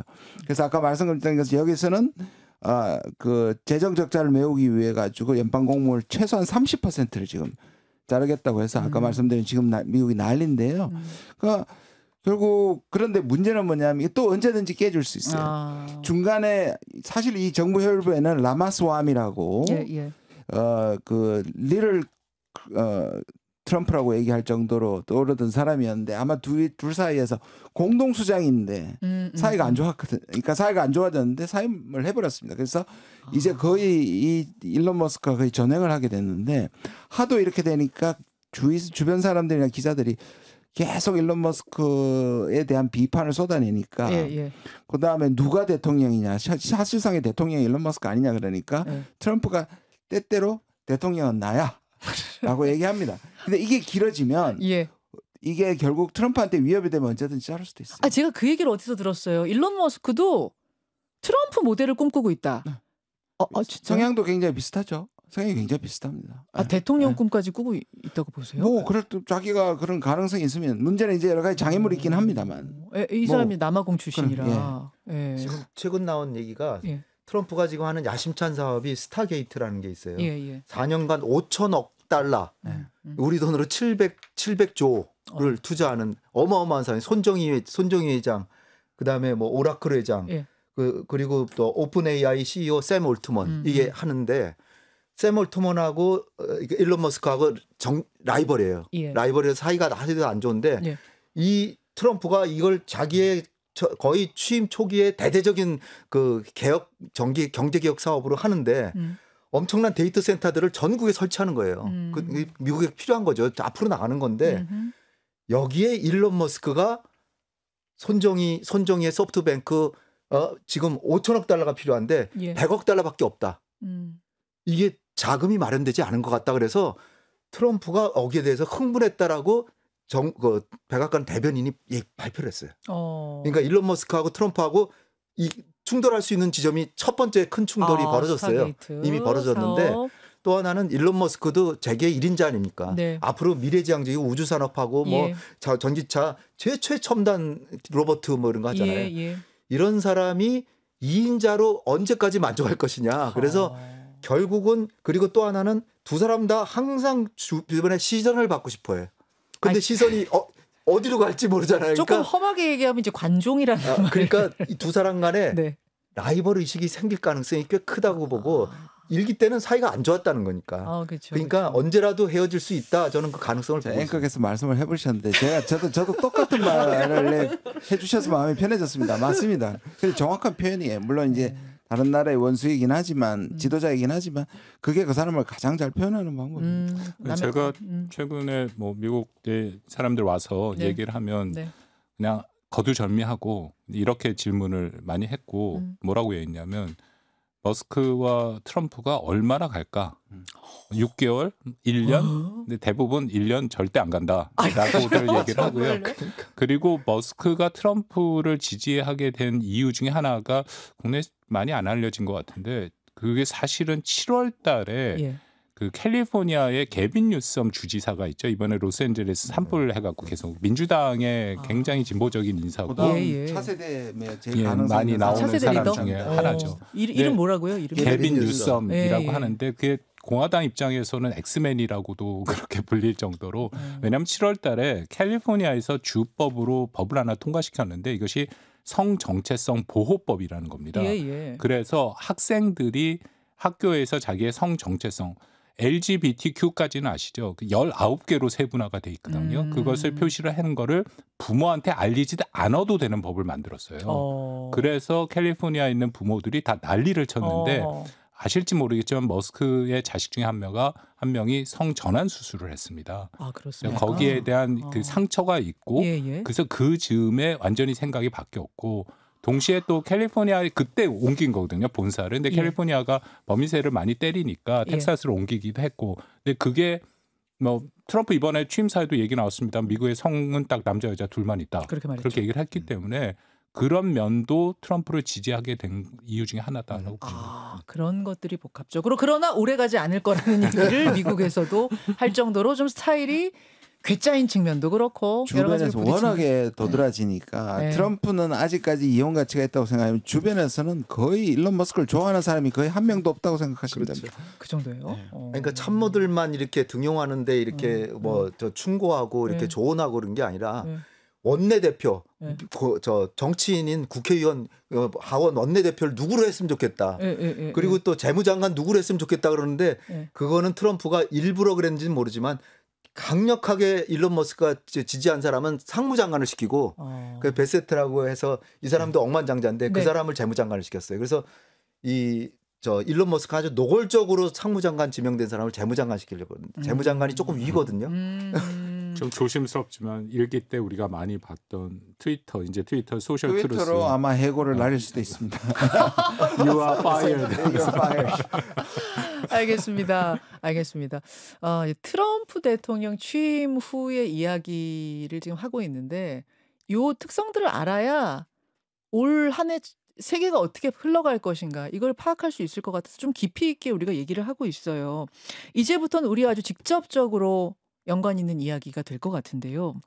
트럼프 대통령 취임하던 날 우리나라에 대해서 얘기한 건 딱 없죠. 한국에 대해서 얘기한 게 예. 따로 없는데 북한에 대해서는 얘기를 했단 말입니다. 뭐 이번뿐만 아니라 계속 얘기해왔죠. 북한은 핵 보유국이다. 네. 그리고 나는 김정은하고 잘 지내왔다. 이렇게 얘기를 하더니 며칠 후에 또 얘기를 하나 더 했습니다. 김정은 똑똑한 사람이다. 다시 만나고 싶다. 연락을 취해보겠다. 이건 이제 폭스뉴스하고 인터뷰하면서 왜 그래요? 왜 이렇게 친한 척하고 왜 이러는 거예요? 이거는 김정은이? 사실 하루아침의 일이 아니고 네. 사실 2019년에 자기가 문을 박차고 나가면서부터 비행기에서부터 뭔가 이거 내가 너무 했나 싶어서 계속 그 당시에 문재인 대통령한테 5번이나 전화를 해서 좀 가서 좀 살피라고 할 정도였습니다. 그 하노이에서부터 하노이에서 뒤통수 치고 갔을 텐데요. 그리고 그 뒤에도 이게 아까 말씀하신 관종적 측면에서 트럼프가 가장 많이 얘기하는 게 세상 사람들이 만날 수도 없고 다룰 수도 없는 독재자들을 자기는 자기만이 협상을 하고 그 사람들을 변화시킬 수 있다. 이걸 굉장히 잘 알아요. 푸틴, 뭐 시진핑, 그다음에 이제 김정은인데 그리고 그 김정은 당시에는 북한을 한반도 평화가 되면 실제로 그 아키에 여사가 이번에 왜 그 아베 부인이 가서 얘기했을 때 그 얘기가 나오지 않습니까? 아베가 한반도 평화, 동북아 평화를 부탁했는데 나는 그때 충분히 노벨상을 받을 만했다 얘기를 하거든요. 근데 마지막 단추를 못 낀 게 자기 실수가 아니고 옆에 있던 볼튼, 폼페이오 같은 네오콘들이 그랬고 우리 둘은 여전히 사이가 좋고 그러니까 이게 북한과가 실패로 끝난 게 아니고 여전히 가능성이 남아있다. 방해자들을 치우면 그리고 이들을 치웠잖아요. 그렇죠. 그러면서 뭐까지 얘기했냐면 나는 2기 때 절대로 폼페이오와 이런 사람들 절대로 임명 안 할 거야라고까지 예고를 했거든요. 그러니까 이번에 그리고 계속 얘기하는 게 이런 식으로도 얘기했습니다. 뭐 핵을 많이 가진 국가들하고 친하면 국가와 친하는 건 좋은 거 아니냐는 식으로 얘기를 하고 그다음에 뭐 뉴욕 양키스에서 같이 관람하자 가지고 얘기하는 건데 그래서 그 기준이 계속 나오는 것이고 그런데 저는 한 가지만 더 말씀을 드리면 뭐냐면 이 뉴클리어 파워라고 얘기해서 그냥 이거는 핵을 가진 나라지 핵을 합법화한다는 걸로 우리가 미리 얘기하면 우리한테도 좋지 않다고 생각합니다. 근데 그러니까 사실은 지금 공식적으로 핵을 가지고 있는 나라는 5개국뿐이고 5개고 정확한 단어를 알고 쓸지는 모르겠지만 국제적 공식 용어는 뉴클리어 웨펀 스테이트입니다. 그리고 그것은 이 상임이사국 5국가만 합법적입니다. 그런데 인도, 파키스탄, 이스라엘 같은 나라 실질적이잖아요. 그러니까 북한도 그 부류인 거지. 그 3개국밖에 없는데 3개국밖에 없는데 지금 이따가 그렇게 언급을 해준 거잖아요. 언급을 한 건데 우리가 무장강도 이렇게 얘기할 때 무장강도는 무장을 하고 있지만 불법이잖아요. 그럼요. 그러니까 저는 아직까지 이거를 왜냐하면 미국 내에서 북한을 합법적인 핵으로 인정한다는 건 전 세계의 핵 시스템, 핵 통제 시스템이 무너지는 거거든요. 그러니까요. 그러나 그렇다고 해서 그러면 이게 전혀 의미가 없는 의미는 있어요. 왜냐? 트럼프가 북한과 이제 비핵화보다는 핵 군축으로 갈 수 있는 여지를 연 거는 맞는데 우리가 미리 북한을 핵법화시켰다 이렇게까지 하면 오히려 우리한테 손해가 된다. 그렇게 보시는 거군요. 일단은 그럼 좀 말씀 쭉 듣다 보니까 박원근 교수님 노벨상에 대한 욕심 그거 하나로만 근데 설명은 안 될 것 같고 박 교수님은 어떤 시각으로 보십니까? 저는 트럼프가 계속 얘기하는 거를 김정은은 굉장히 부담스럽게 받아들이고 있을 가능성이 높습니다. 김정은 입장에서요? 왜냐하면 김정은이 2018, 19년 트럼프랑 해봤는데 사실 김정은은 트럼프한테 아까 말씀하신 거죠. 뒤통수를 맞았다고 생각을 하고 그걸 공식적으로 밝힌 게 2019년 12월 7기 5차 전원회의 때 정면 돌파전이라는 얘기를 했고 그것을 바로 작년 11월에 국방발전 2024에서 연설을 했어요. 근데 그다음에 작년 연말에 있었던 8기 11차 전원회의라든지 얼마 전에 있었던 최고인민회의 14기 12차인데 거기선 전혀 아무 얘기도 없었고 그 뭐라고 얘기를 하고 여전히 그 입장을 갖고 있냐면 미국이 북한에 대한 적대시 정책을 선철해라. 선철해할 경우에만 의미 있는 대화를 하겠다라는 그 입장이 하나도 안 바뀌고 있습니다. 선철해, 그거 먼저 철회해라. 근데 적대시 정책의 리스트는 굉장히 긴데 최소 수준이 연합훈련과 전략자산 전개라고 생각합니다. 그렇다면 김정은이 2018, 19년에 실패한 거를 복귀해 보니까 두 가지가 나왔는데 하나는 핵 능력의 고도화를 실패한 거고 두 번째는 아무런 조건 없이 대화를 했다라는 게 오히려 트럼프한테 말려 들어갔다는 생각을 하고 있는 거죠. 그래서 이제는 새롭게 대화를 하더라도 조건을 걸고 혹은 전에 했던 탑다운 방식이 아니라 오히려 바텀업 방식을 선호할 가능성까지 있다고 생각을 하거든요. 그런데 트럼프가 유세 기간 후 또 대통령이 당선되고 취임식 날까지 계속한 얘기를 보면 나 당신이랑 관계 좋아. 그러니까 조금 더 편하게 말씀. 내가 전화하면 받아. 그 얘기를 하는데 김정은은 받을 생각이 없어요. 근데 문제가 트럼프의 거를 충분히 김정은이 경험을 했기 때문에 만약 안 받으면 이게 어떻게 될 것인가 하는 것에 고민을 계속 갖게 만드는 대화를 하고 있다라고 판단이 되고 또 하나는 그 아까 말씀드린 저희 김 의원님 말씀 저도 전적으로 동의하는데 뉴클리어 파워 그냥 그 정확히 한국말로 하면 핵무장국 정도가 맞을 것 같아요. 근데 영어로 표현을 할 때는 편하게 말을 하는데 그것이 북한의 핵 보유국으로 인정한다는 것은 전혀 아니고 특히 국내 언론에서 조금 잘못 이해한 게 헤그세스 국방부 장관 지명자도 똑같은 얘기를 했잖아요. 근데 상원 청문회에서 헤그세스 얘기를 다 들어보면 북한의 핵 보유국으로 인정하기는커녕 오히려 핵 위협이 있기 때문에 미국의 미사일 방어 체계를 강화하고 본토를 방어하고 그리고 트럼프 일기 때 시작된 저위력 핵, 전술핵이라고 불리는 핵을 고도화를 더 가속화해서 억제를 하겠다라는 게 훨씬 더 강조가 되어 있습니다. 그렇기 때문에 김정은 입장에서는 아무런 조건도 없고 오히려 핵을 억제하는 거에 강화되고 있고 그런 상황에서 그냥 만나자 뭐 했으니까 그런다. 이거 굉장히 큰 고민에 저는 오히려 빠졌다고 생각이 되고요. 하나만 더 붙여 말씀을 드리면 트럼프가 김정은을 만나든 하든 무슨 의제를 갖고 얘기할지도 정확지 않은데 제 판단에 트럼프가 얘기하고 싶은 것은 러시아 우크라이나 전쟁 관련돼서 북한군 파병일 가능성이 매우 높아요. 그것부터 얘기할 것 왜냐하면 같으세요? 그게 트럼프의 가장 우선순위고 24시간 한다 실패해서 6개월을 가버렸으니까 일단 북한군을 빼내야 뭔가가 정전이 됐던 종전이 됐던 가능성이 있기 때문에 주제도 다르거든요. 그러니까 그런 거 없이 계속 이게 저는 좀 그러기 때문에 트럼프가 이게 굉장히 높은 수준의 협상술 그걸 오히려 김정은 입장에서는 압박을 받고 있다 그렇게 생각합니다. 김정은 위원장은 약간 트럼프 트라우마도 있고요. 그러니까 하노이 트라우마, 하노이 트라우마가 있네요. 제 나름대로 정리해 보면요. 홍 원장님. 이제 중복을 피해서 최대한 중복을 피해서 하면 트럼프는 지금 이제 다 모든 걸 잃었고 돈도 있고 뭐 명예도 대통령 2번이나 했고 남은 게 이제 노벨 평화상인데 일기 때도 하는 얘기가 오바마가 그 체코 프라하에 가서 핵 없는 세상 연설을 했어요. 당선되고 불과 4월 달에 갔으니까 3개월 만에 프라하로 가가지고서 핵 없는 세상 연설을 하는데 그때 북한은 장거리 미사일 쏴버렸죠. 거기에 찬물을 끼웠는데 그 미사일 쏜 건 좀 뜬금없는 얘기고 어쨌든 지금 중요한 거는 오바마가 그 취임 첫 해 노벨 평화상을 타요.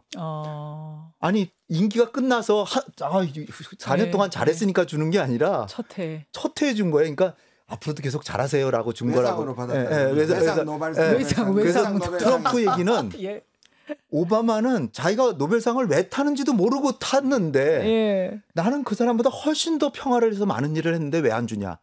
근데 이걸 너무 개인적인 차원으로 제가 말씀드린 게 아니라 트럼프는 강력하게 그걸 노벨 평화상은 반드시 타야 된다라고 생각하는 거예요. 왜 그렇게 노벨 평화상에 집착을? 아니 그 마찬가지 명예니까. 명예인데.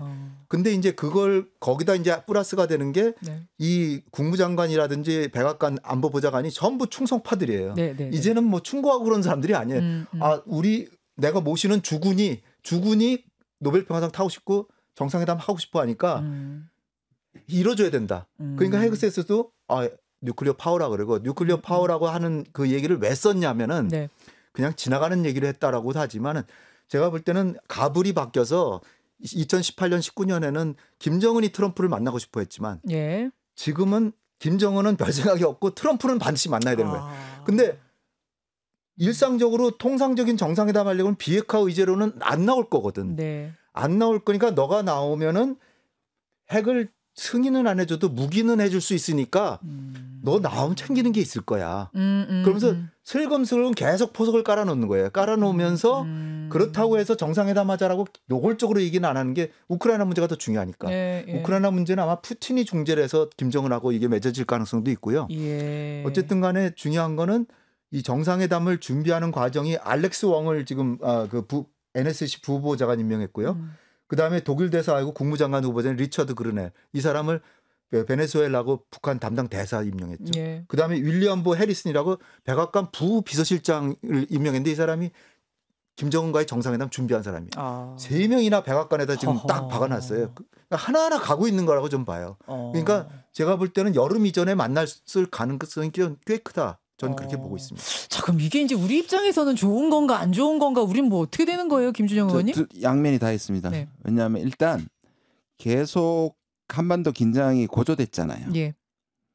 그러면 이거를 우리가 아니더라도 왜냐하면 이 바이든 정부는 거의 방치하다시피 한 번도 그냥 말만 북한과의 대화가 열려 있다고 얘기했지. 단 하나도 중요한 의제로 다뤄진 적이 없어요. 맞습니다. 그리고 남북한이 지금 서로 적대국처럼 긴장이 고조되고 있으니까 이 자체는 좋은데 그러나 여기에서 지금 상황에서 이게 우리가 배제될 가능성이 많잖아요. 제가 아까 말씀하신 것처럼 오히려 그때는 한미가 북한을 상대했는데 이제 미국과 러시아가 북한을 앞세워서 오히려 북한에 유리한 쪽으로 갈 수도 있는 거잖아요. 아까 저는 전적으로 동의를 하는데요. 지금 김정은의 트라우마는 자기가 어떤 의미에서 자기가 생각할 때는 2018년에는 오히려 외상으로 다 받았거든요. 그 외상이라는 말이 많이 나왔는데 미국이 어떤 걸 해주지도 않았어도 풍계리라든지 동창리 같은 걸 한 건 북한은 매우 파격적이었어요. 근데 그때 북한보다 지금 핵능력도 높고 그런데다 러시아까지 뒷배까지 있기 때문에 웬만한 것을 주지 않고서는 북한이 안 나올 거예요. 그 트라우마가 너무 커서. 그렇다면 거꾸로 얘기하면 트럼프가 오히려 쫓겨서 너무 많은 걸 줬을 때 그게 특히 한국을 배제하고 한국에게 위협이 되는 조건에 우리가 주로 얘기되는 게 그거잖아요. 미국에 위협이 되는 건 다 제거하고 뭐 전술핵이나 이런 것들은 인정할 수도 있는 그러니까 그런 것에서 사실은 우리가 빨리 사실은 정상을 찾아가지고 우리가 여기에 플레이어로 끼어야 된다. 이게 너무너무 중요하다고 생각합니다. 조금 더 나가서 미국 협상을 약간 예상을 해보면 어쨌든 뭐 그 과정을 통해서 만나게 돼서 협상이 시작이 되면 근데 저는 미국 간의 이 북한 비핵화 문제에 대해서 뭔가 합의를 내기가 굉장히 어렵다고 생각합니다. 그러니까 2018, 19랑은 지금 분위기가 많이 당했고 환경도 달렸고 그리고 트럼프란 인물을 우리가 좀 곰곰이 따져보면 이 사람이 늘 거래 비용적으로 하는데 반드시 자기가 원하는 거의 최소 수준을 그러니까 이득을 남겨야 돼요. 맞춰줘야죠. 그냥 상징적으로 해서 하는 거로 하는 사람이 아니거든요. 그렇다면 트럼프가 생각하는 현재의 이득이라는 것은 사실 동맹국 그렇게 뭐 관심 없고 미 본토가 안전한 것이 중요하죠. 그럼 북한이 개발하고 있는 대륙간 탄도 미사일뿐만 아니라 미사일을 개발하는 그 모든 과정까지를 다 철폐를 시키는 게 그게 트럼프에서는 거래 비용적으로 할 수 있는 최소 수준이 될 텐데 과연 북한의 김정은이 그걸 인정할 것이냐. 만약 그렇게 돼서 전술핵을 갖고만 있다 하더라도 여전히 우리가 알고 있는 확증 파괴 능력이라는 미 본토를 공격할 수 있는 능력이 없으면 미국이 한국이나 일본에 계속해서 이런 확실하게 보호를 해준다면 북한에 갖고 있는 핵은 효용성이 거의 없어져 버립니다. 그래서 반드시 미 본토를 타격할 수 있는 능력을 개발해야 된다는 거죠. 그래서 그 부분이 저는 결국은 안 맞는군요. 두 나라가.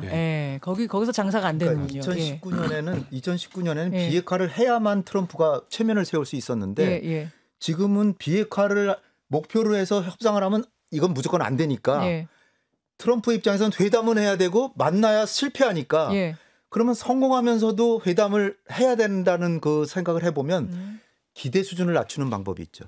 기대 수준을 낮추는 게 지금은 비핵화가 아니라 지금 현 상태보다는 김정은을 만나서 한반도에 평화가 왔다. 그러면서 지금 핵을 동결시키고 장거리 미사일이라도 개발 안 하고 그다음에 주한미군 약간 감축시킨다든지 그래가지고 이 한반도의 긴장을 완화시켜서 한반도의 전쟁 위험은 없어졌다. 그게 지금 아무런 북미 간의 회담, 정상회담 안 한 것보다 낫지 않느냐라는 거 정도로 수준을 한반도의 긴장 완화 수준으로 낮춰서 정상회담을 하고 자기 노벨평화상으로 간다는. 근데 만약에 홍 원장님 그러면 홍 원장님이 우리는 완전히 중요시 늘 주장하시는 그럼 한국 핵무장 해야 되는 거 아니에요? 그렇게 되면? 아니 핵무장은 안 하더라도 우리는 이게 이제 방위분담금하고 다 연관이 되는데 방위분담금 지금 9배로 올려달라는 거 아니에요? 그렇죠. 근데 방위분담금을 저는 이 대한민국의 재래식 군사력이 북한보다 우세하거든요. 네. 세계적 객관적으로 보면 미국의 그 저 군사 평가하는 기관에서 한국은 5등이고 북한은 35등이에요. 그러니까 주한미군이 없어도 북한이 핵과 미사일만 없으면 우리 대한민국 국군이 북한군을 물리칠 수 있어요. 그러니까 한미동맹의 지금 현재 존재 이유라고 하는 거는 핵 억지력에 있다. 우리는 핵이 없으니까. 북한은 핵무기 30개 이상 갖고 있고. 예. 따라서 핵 확장 억지력은 훨씬 더 강화시켜주고 그 강화시키는 방법은 여러 가지 방법이 있지만 강화시켜주고 그 대신에 방위비 분담금은 주한미군 주둔비니까 주한미군을 8,000명이나 10,000명 정도는 축소시켜도 좋다. 재래식 침략이나 그 도발은 우리가 억제하겠다. 그 자주적인 자세로 나가면 근데 이제 우리 국민들께서 걱정하시고 보수 언론과 보수 정당이 막 들고 일어날 거 아닙니까? 한미동맹이 우리가 자진해서 주한미군을 감축을 제안하냐고 저는 그렇지 않다고 봐요. 그러니까 우리 국민 여러분들이나 보수 언론이나 보수 정당만 잘 설득을 해놓으면 우리가 한 8,000명 정도 줄여도 그렇게 국가 안보에 큰 해가 없다고 생각해요. 거꾸로 확장 억지력은 더 강화하는 거죠. 그러면은 9배로 올려달라는 게 아니라 그럼 뭐 8,000명 빼고 그냥 방위분담금 오히려 깎아줘야 되겠네. 그렇게 나오리라고 저는 생각합니다. 뭐 저는 되게 창의적이라고 생각해요. 그리고 주일 미군은 네. 해공군 중심이지만 네. 주한미군은 원래 대북 억제라서 보병 중심이에요. 그러니까 현대전에서는 맞지 않기 때문에 근본적으로 주한미군의 구성을 바꾸는 거는 굉장히 중요한데 저는 이번에 보수 쪽에서 나오면 무조건 핵무장 얘기할 겁니다. 이제 이 상황에 나오고 있고 하니까 대선 후보가 보수의 대선 후보가 아예 이걸 중요하게 다루는데 굉장히 위험하고요. 저는 이렇게 생각합니다. 아까 우리 교수님이 말씀하신 건 박원근 교수님 말씀하신 것처럼 오히려 북한이 받을까? 그러니까 미국은 그렇게 ICBM 대신에 전술핵을 가진 이걸 설득시키는 측면이 있는데 그래도 시간이 있다면 북한은 결국 이렇게 핵국가로 계속 가는 것이 북한한테는 사실 러시아의 도움만으로는 사실 경제 문제나 이런 것들을 해결할 수 없기 때문에 그런데 실제로 그 당시보다 지금 북한은 그러니까 비핵화라는 것이 불가능하다는 게 진보나 보수의 공통된 겁니다. 그러니까 정당하지 않지만 북한은 이제 너무 커졌고 너무 많아 핵이 너무 많아졌고 너무 다양해져서 네. 비핵화라는 건 정말 장기적 목적이 돼버렸어요. 그렇다면 이것이 북한이 주장한다고 해서 이 군축이라든지 군비 제한 저는 유용하게 이용하면 아까 제가 말씀드린 우리가 들어가서 플레이만 된다면 제가 이렇게 비유합니다. 이 암이라는 게 너무 크면 그거 일단 항암을 통해서나 방사선을 통해서 크기를 줄여야 됩니다. 그렇죠. 그런 차원에서 저는 군축을 하고 수술 단계로 가는 그 기간 동안에 그럼 북한의 안전 보장을 어떻게 할 것이냐? 그 보장이 육자회담이라든지 전체 집단방위라는 시간을 두고 한다면 꼭 나쁘지 않다. 저는 그렇게 생각합니다. 저도 김 의원님의 큰 틀은 동의를 하는데 거기서 북한의 안전 보장뿐만 아니라 한국에 대한 안전 보장이 같이 돼야 되는 문제가 있죠. 확장 억제는 트럼프가 사실은 우려되는 면이 없지 않게 있습니다. 일기 때 우리가 충분히 경험했던 것 중에 하나가 연합훈련과 전략자산 전개 비용을 내라고 얘기를 한 건데 지난번 12차 특별협정이 맺어지긴 했는데 재협상의 가능성도 있고 그거랑 완전 별개로 그 두 가지 비용을 내라고 하면 이것은 그간 발전시켜왔던 확장 억제의 완전히 기본 축이거든요. 연합훈련과 전략자산이 옛날 같지 않습니다. 완전 북한 핵에 대해서 맞춤형으로 다 준비된 작업들이고 그래서 만약 그러면 군사적인 북한에 대한 억제력도 약해지고 그리고 국내에서 뭐 한국민의 다수가 이렇게 되면 다시 핵무장론을 들고 일어날 가능성이 있다라고 생각합니다. 알겠습니다. 그러니까 우리 정부가 지금 꼭 해야 될 거는 과도기 정부든 새 정부가 들어오든 꼭 해야 될 게 북미 정상회담을 하려고 그럴 때 우린 반대다라는 입장을 표명하는 건 저는 안 좋다고 봅니다. 그래봤자 어차피 할 텐데 괜히 한미 간의 관계만 나빠지지. 따라서 오히려 이 북미 간의 정상회담을 우리는 열린 자세로 지지한다. 그러나 지금 남북 간의 관계도 안 되니까 그걸 계기로 한미 간의 공조를 통해서 첫째는 한미 동맹에 관한 사항, 주한미군에 관한 사항은 한미 간에 먼저 합의가 있어야 된다. 그걸 우리가 합의도 안 하고 북한한테 일방적으로 양보해서는 안 된다. 그다음에 두 번째는 설사 북한의 핵을 동결시키고 장거리 미사일은 개발 안 하는 군축회담이 된다고 할지라도 한반도 비핵화가 궁극 목표라는 건 꼭 못 박아달라. 그걸 안 해놓으면 묵인이 돼버리거든요. 그냥 북한은 핵을 사실상 보유하는 나라가 돼버리거든요. 그다음에 또 하나 제가 하나 덧붙인다면 전자권 전환을 이번 기회에 해야 된다고 봅니다. 전 새 정부가 들어서면 전자권 전환을 꼭 해야지. 그러니까 한미동맹을 우호적으로 하고 병렬형 지휘체제를 갖추면서 전자권 전환을 해서 한국군이 우리 김 의원님께서 얘기하시듯이 지금 육해공군에서 육군이 너무 비대해져 있어요. 이 육군보다 지금 미래전은 해공군이 더 중요하잖아요. 그렇죠. 근데 미국하고 일본은 해공군을 강화시키고 이 기능 역할 분화에서 미국과 일본이 해공군을 강화시키니까 한국은 육군을 강화시킨 거예요. 그러니까 우리는 전근대적 군이 돼버린 거예요. 그래서 우리도 해공군, 육군이 다 균형 발전을 하기 위해서도 예. 전작권 전환을 해야 된다고 봅니다. 알겠습니다. 여기까지 일단 좀 북한과 미국 이야기, 우린 또 어떻게 할 것인가 마무리를 짓고 쉬어가면서 노래를 한 곡 듣겠습니다. 아까 홍현익 원장님께서는 아파트를 신나게 골라주셨는데 네. 김준영 의원님의 노래방 애창곡은 뭐가 나올지 노래방이 모르겠어요. 아니고 사실 제가 기타로 그냥 거의 매일 부르는 노래가 하나 있습니다. 기타 치면서 부르세요? 예, 있는데요. 밖에 기타 없어요? 기타. 이거는 생으로 들어야 되겠는데? 우리 나라 내부에서도 지금 작년부터 저를 예. 포함해서 많은 국민들이 힘들잖아요. 예. 불면의 밤을 보내고 또 뭐 저 같은 전문가조차도 어쩌면 인류 문명이 운이다 하는 디스토피아에 대한 두려움이 약간씩 있거든요. 그래서 이 노래를 좋아합니다. 걱정 말아요 그대. 전인권의 걱정 말아요 그대. 이 노래 듣고 다시 돌아오죠. 설 특집 김현정의 뉴스쇼 2025년을 말하다 오늘은 국제편 함께하고 있습니다. 어떻게 좀 따라 부르셨어요 김준영 의원님? 네. 다음번에는 꼭 기타를 준비해서 그러니까요. 라이브로 한번 듣는 시간 마련하도록. 괜히 말했네. 미국 얘기를 하면서 뭐 북한 이야기도 같이 나오고 중국 이야기도 같이 나왔는데 저는 올해 꼭 좀 이루어졌으면 하는 게 러시아 우크라이나 전쟁 이것 좀 끝났으면 좋겠어요. 네. 벌써 이게 얼마 됐죠? 이게 3년이죠. 2월 24일입니다. 저는 이제 이 전쟁이 발발하던 그날이 기억이 나는데 네. 이렇게 오래 갈 줄 몰랐어요. 네. 진짜 이렇게 오래 갈 줄 몰랐어요. 일단 이스라엘 팔레스타인 간의 전쟁은 그래도 끝이 났습니다. 이 전쟁은 어떻게 될 걸로 보세요? 김준영은 어떻게 보세요?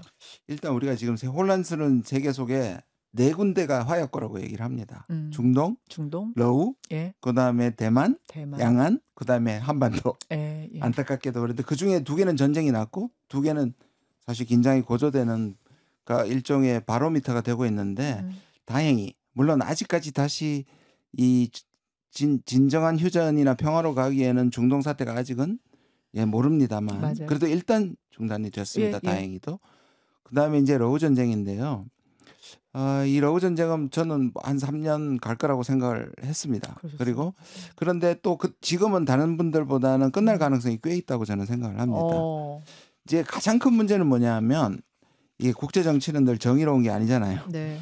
침략자인 이 러시아가 지금 유리하고 피해자인 침략당한 우크라이나가 불리한 게 지금의 문제고 두 번째 휴전을 하려면 이기는 쪽에서 원하는 결과가 지는 쪽에서는 원하는 결과보다 타협이 더 가능한 적게 원하는 거예요. 무슨 말씀 쉽게 말씀드리면 우크라이나는 침략을 당했으니까 다 회복해야 된다는 것이고 거기에다가 원래 원했던 나토도 들어가야 그 다음에 다시 침략당하지 않는데 이 2개가 보장되어야 휴전하는 거고. 끝내죠. 그러니까 더 훨씬 더 많은 것을 원하고 그렇죠. 러시아는 나토 들어가지 마라. 그리고 지금 그때 2014년에 우리가 했듯이 동우크라이나를 적어도 자치나 또는 러시아에 복속시키는 걸 요구한단 말이에요. 네.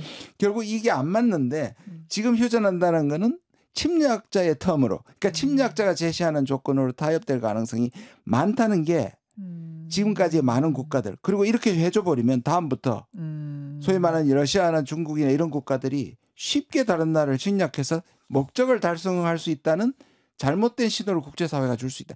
너무나 정당한 말이긴 한데요. 네. 우리가 역사의 시간을 돌려보면 우리가 그랬거든요.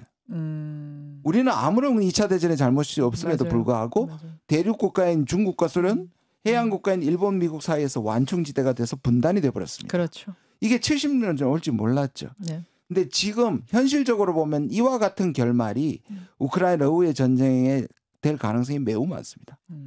그러면 지금 우크라이나는 거의 전쟁 능력이 없다고 할 수 있을 정도로 병사도 모자라고 무기도 모자라니까. 그런데다가 이것을 돕고 있는 국제전이잖아요. 돕고 있는 유럽이나 미국이 특히 네. 미국이 예.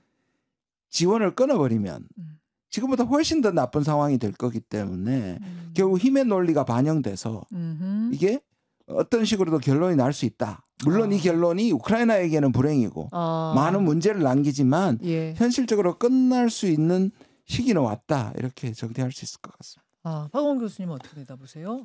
이건 정말 어려운 게 방금 우리 김 의원님 말씀하신 게 주류의 의견이기도 한데 제가 좀 다른 의견을 이게 뭐 제 의견이라기보다는 워낙 뭐 불확실성이 크니까 좀 다른 의견도 제기가 되는데요. 왜냐하면 일단 트럼프 2기 행정부에 들어있는 핵심 인사들이 대러 강경파로 다 왔습니다. 대러시아 강경파. 그러니까 마크 루비오 국무부 장관, 마이크 월츠 안보부 장관, 핏 헤그세스 다 대러 강경파들이거든요.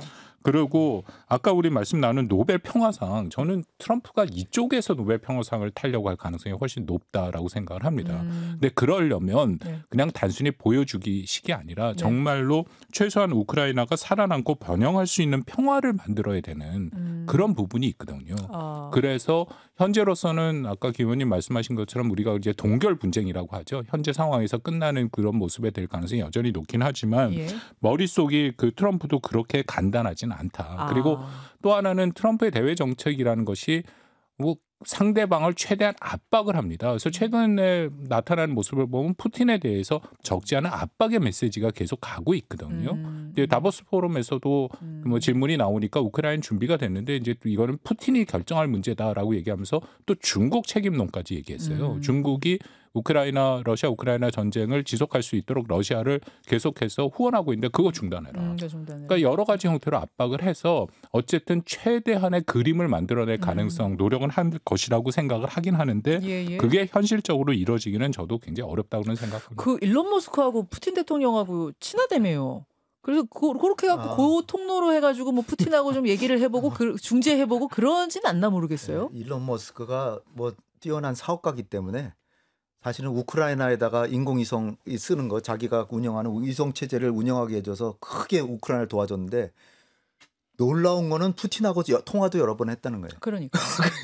그래서 러시아 그러니까 그 엄청난 사업가잖아요. 그 현재 전쟁하고 있는 양쪽 지도자하고 다 이렇게 통화가 되는데 저는 이 대목에서 이제 강조하고 싶은 게 대한민국의 국가 전략과 관련해서 젤렌스키의 그 어떤 전략. 젤렌스키가 사실 세계에서 우크라이나 아직 약소국이었잖아요. 맞습니다. 영토는 넓지만.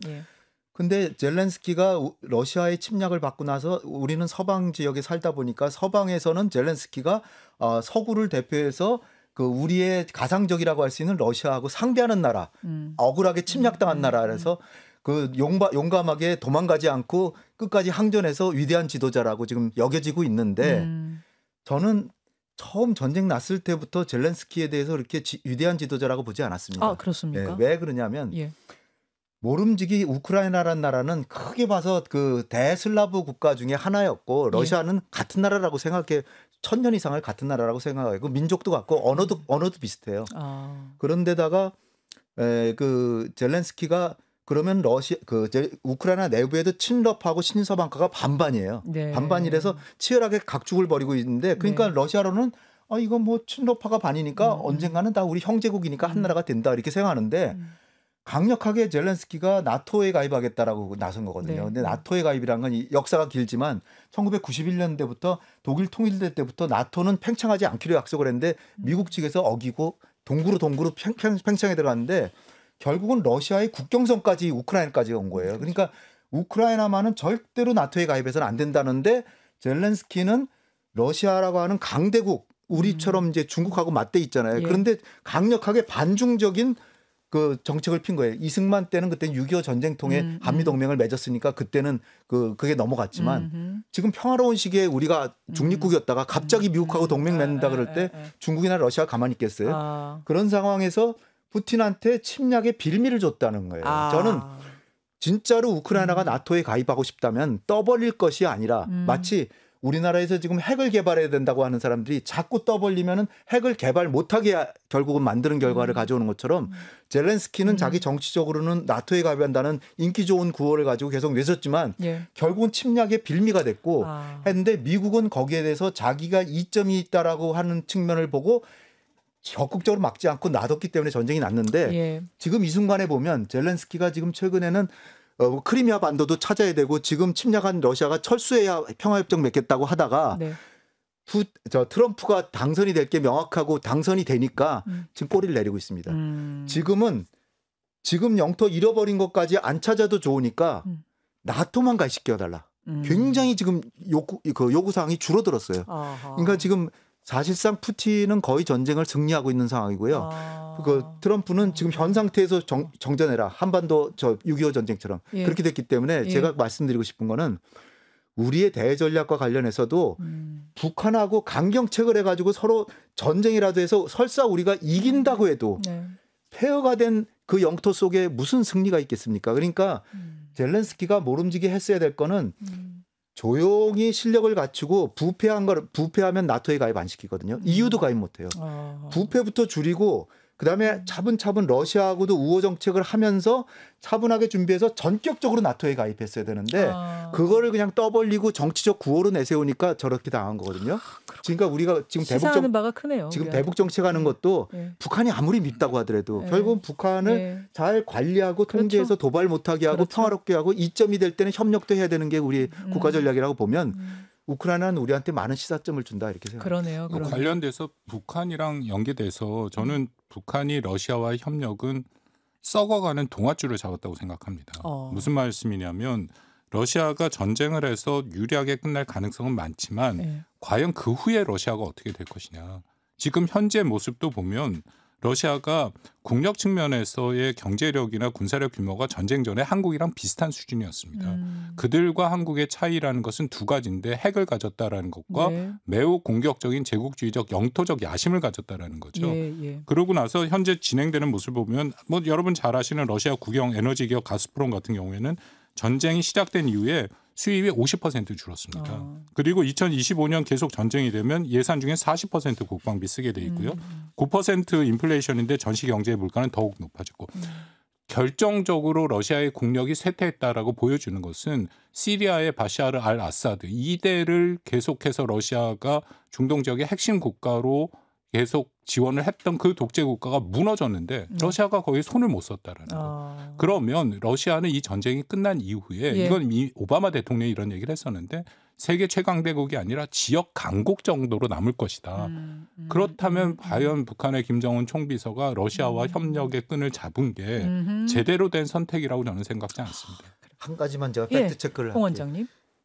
재작년에는 러시아가 전쟁을 하니까 경제가 성장할 수가 없죠. 마이너스 3% GDP가 마이너스 3%예요. 3% 후퇴했는데 우크라이나는 몇 프로냐? 30.4% 후퇴했어요. 마이너스? 네, 마이너스 30.4%. 물론 침략을 당하고 막 폐허가 되고 그러니까 그렇게 됐는데 작년에 놀랍게도 대한민국의 작년에 경제 성장률 몇 프로죠? 1.7%인가 그랬잖아요. 1. 몇 프로예요. 러시아는 3.5% 성장했어요. 진짜요? 작년에 우크라이나도 3%인가 성장했어요. 근데 재작년에 34%가 후퇴했기 떨어지고. 때문에 러시아는 그러니까 지금 가스프롬 그런데 그 몇 개 회사들은 수입이 줄었지만 중국과 인도와 튀르키예 이런 나라들이 열심히 가스 사주고 석유 사주고 뭐 무기도 사주고 뭐 그래가지고 무기까지는 아니지만 상당 식량도 사주고 해가지고 러시아는 물가는 많이 오르고 지금 뭐 좀 어려운 건 사실이지만 모스크바에 그냥 갔다 온 사람은 러시아가 지금 전쟁하고 있는 걸 별로 못 느끼고 올 정도로. 그러니까 지금 박원곤 박사님 말씀이 틀리다는 게 아니라 러시아가 경제가 완전히 지금 뭐 침체해가지고 이게 장기적으로는 이제 강대국에서 지금 이제 맛이 갔다. 그건 아니라는 거죠. 보시면 이 전쟁이 시작됐을 때 미국이 유럽이 생각했던 건 이 전쟁을 통해서 러시아가 약화되는 거였습니다. 그러니까 러시아가 침략적이고 팽창적이라고 그렇게 규정을 했으니까 반대로 러시아는 지금 우크라이나를 약화시켜서 자기의 위협을 오히려 자기 위협을 줄이는 거였죠. 그럼 누가 성공했냐? 사실 우크라이나가 훨씬 약해진 거죠. 그러면 둘이 어느 정도 문제를 가졌을 때 이게 이제 아까 말씀 국제 정치의 차가운 현실이 뭐냐면 유럽이 이걸 그냥 휴전을 하면 자기들한테 나중에 어떤 일이면 또 러시아가 침공할 수 있다는 위험이 있는 반면 우크라이나가 완충지대가 될 수 있는 겁니다. 그러니까 러시아령의 동부와 그다음에 그러면 지금 우크라이나의 어떤 안전장치를 마련해 왜냐하면 나토 가입은 안 되니까 그래서 나온 게 뭐냐면 트럼프 쪽에서는 그러면 유럽 니들이 들어가가지고 다국적으로 해주라. 근데 이것도 러시아는 받아들일 수 없어요. 그렇죠. 왜냐하면 러시아는 유럽과 미국을 전혀 믿지 못하기 때문에. 그 말씀하신 게 이걸 어떻게 맞출 것이냐 하는 것이 여전히 남아있고 그게 트럼프가 아무리 원해도 전쟁이 끝나지 않을 가능성이 꽤 있지만 저는 그럼에도 불구하고 아까 말씀드린 그 방향 나토 가입하지 않고 어떤 방식으로 이 우크라이나에 대한 안전 보장을 해주는 방식 그리고 우크라이나에 대한 자치를 하는 방식으로 어느 때보다는 가능성이 높아졌다 이렇게 봅니다. 트럼프가 들어왔기 때문에 자 여기까지 이야기가 뭐 이 세 분의 우리나라 최고 전문가들이 한 자리에 모이시니까요. 뭐 꼬리에 꼬리를 물고 끝도 없이 이어지는데요. 다음 추석에 한번 이렇게 세 분을 또다시 모셔가지고 틀렸는지 확인하려고 하나하나 체크리스트 이렇게 한번 해봐야 될 것 같습니다. 오늘 정말 귀한 시간 내주셔서 감사드립니다. 정말 모시기 힘든 세 분을 저희가 한 자리에 모신 것만으로도 오늘 대단히 귀한 시간이었고요.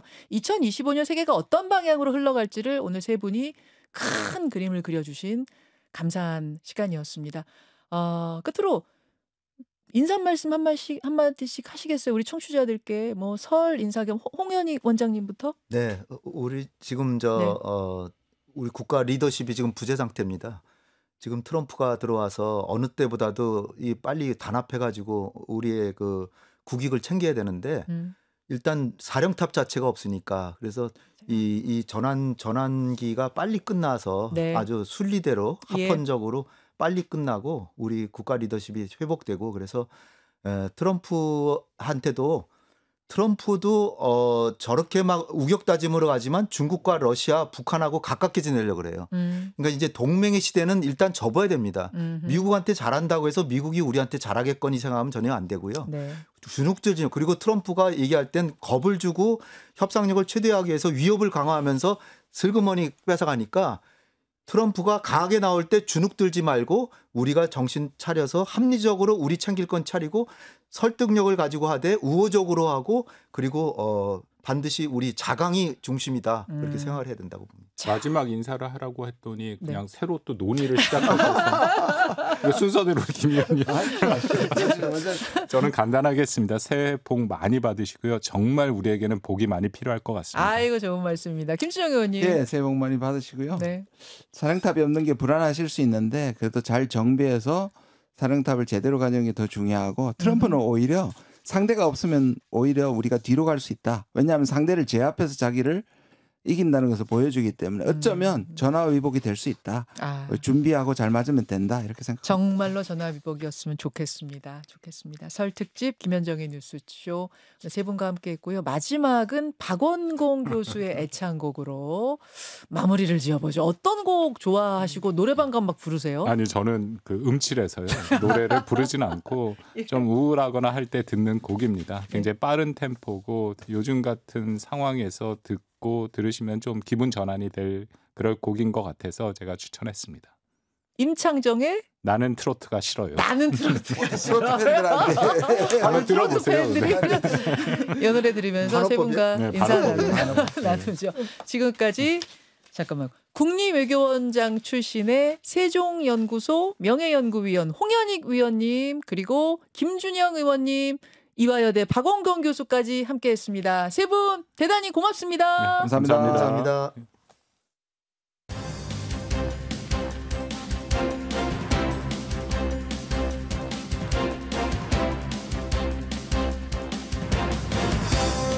여러분 풍성한 설 명절 당일 보내시고요. 전 내일 아침 7시 10분 다시 찾아뵙겠습니다. 고맙습니다.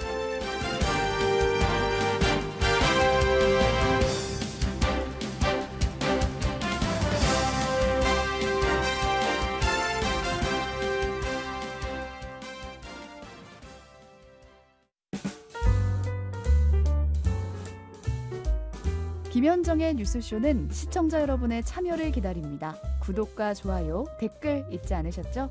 알림 설정을 해두시면 평일 아침 7시 10분 실시간 라이브도 참여하실 수 있습니다.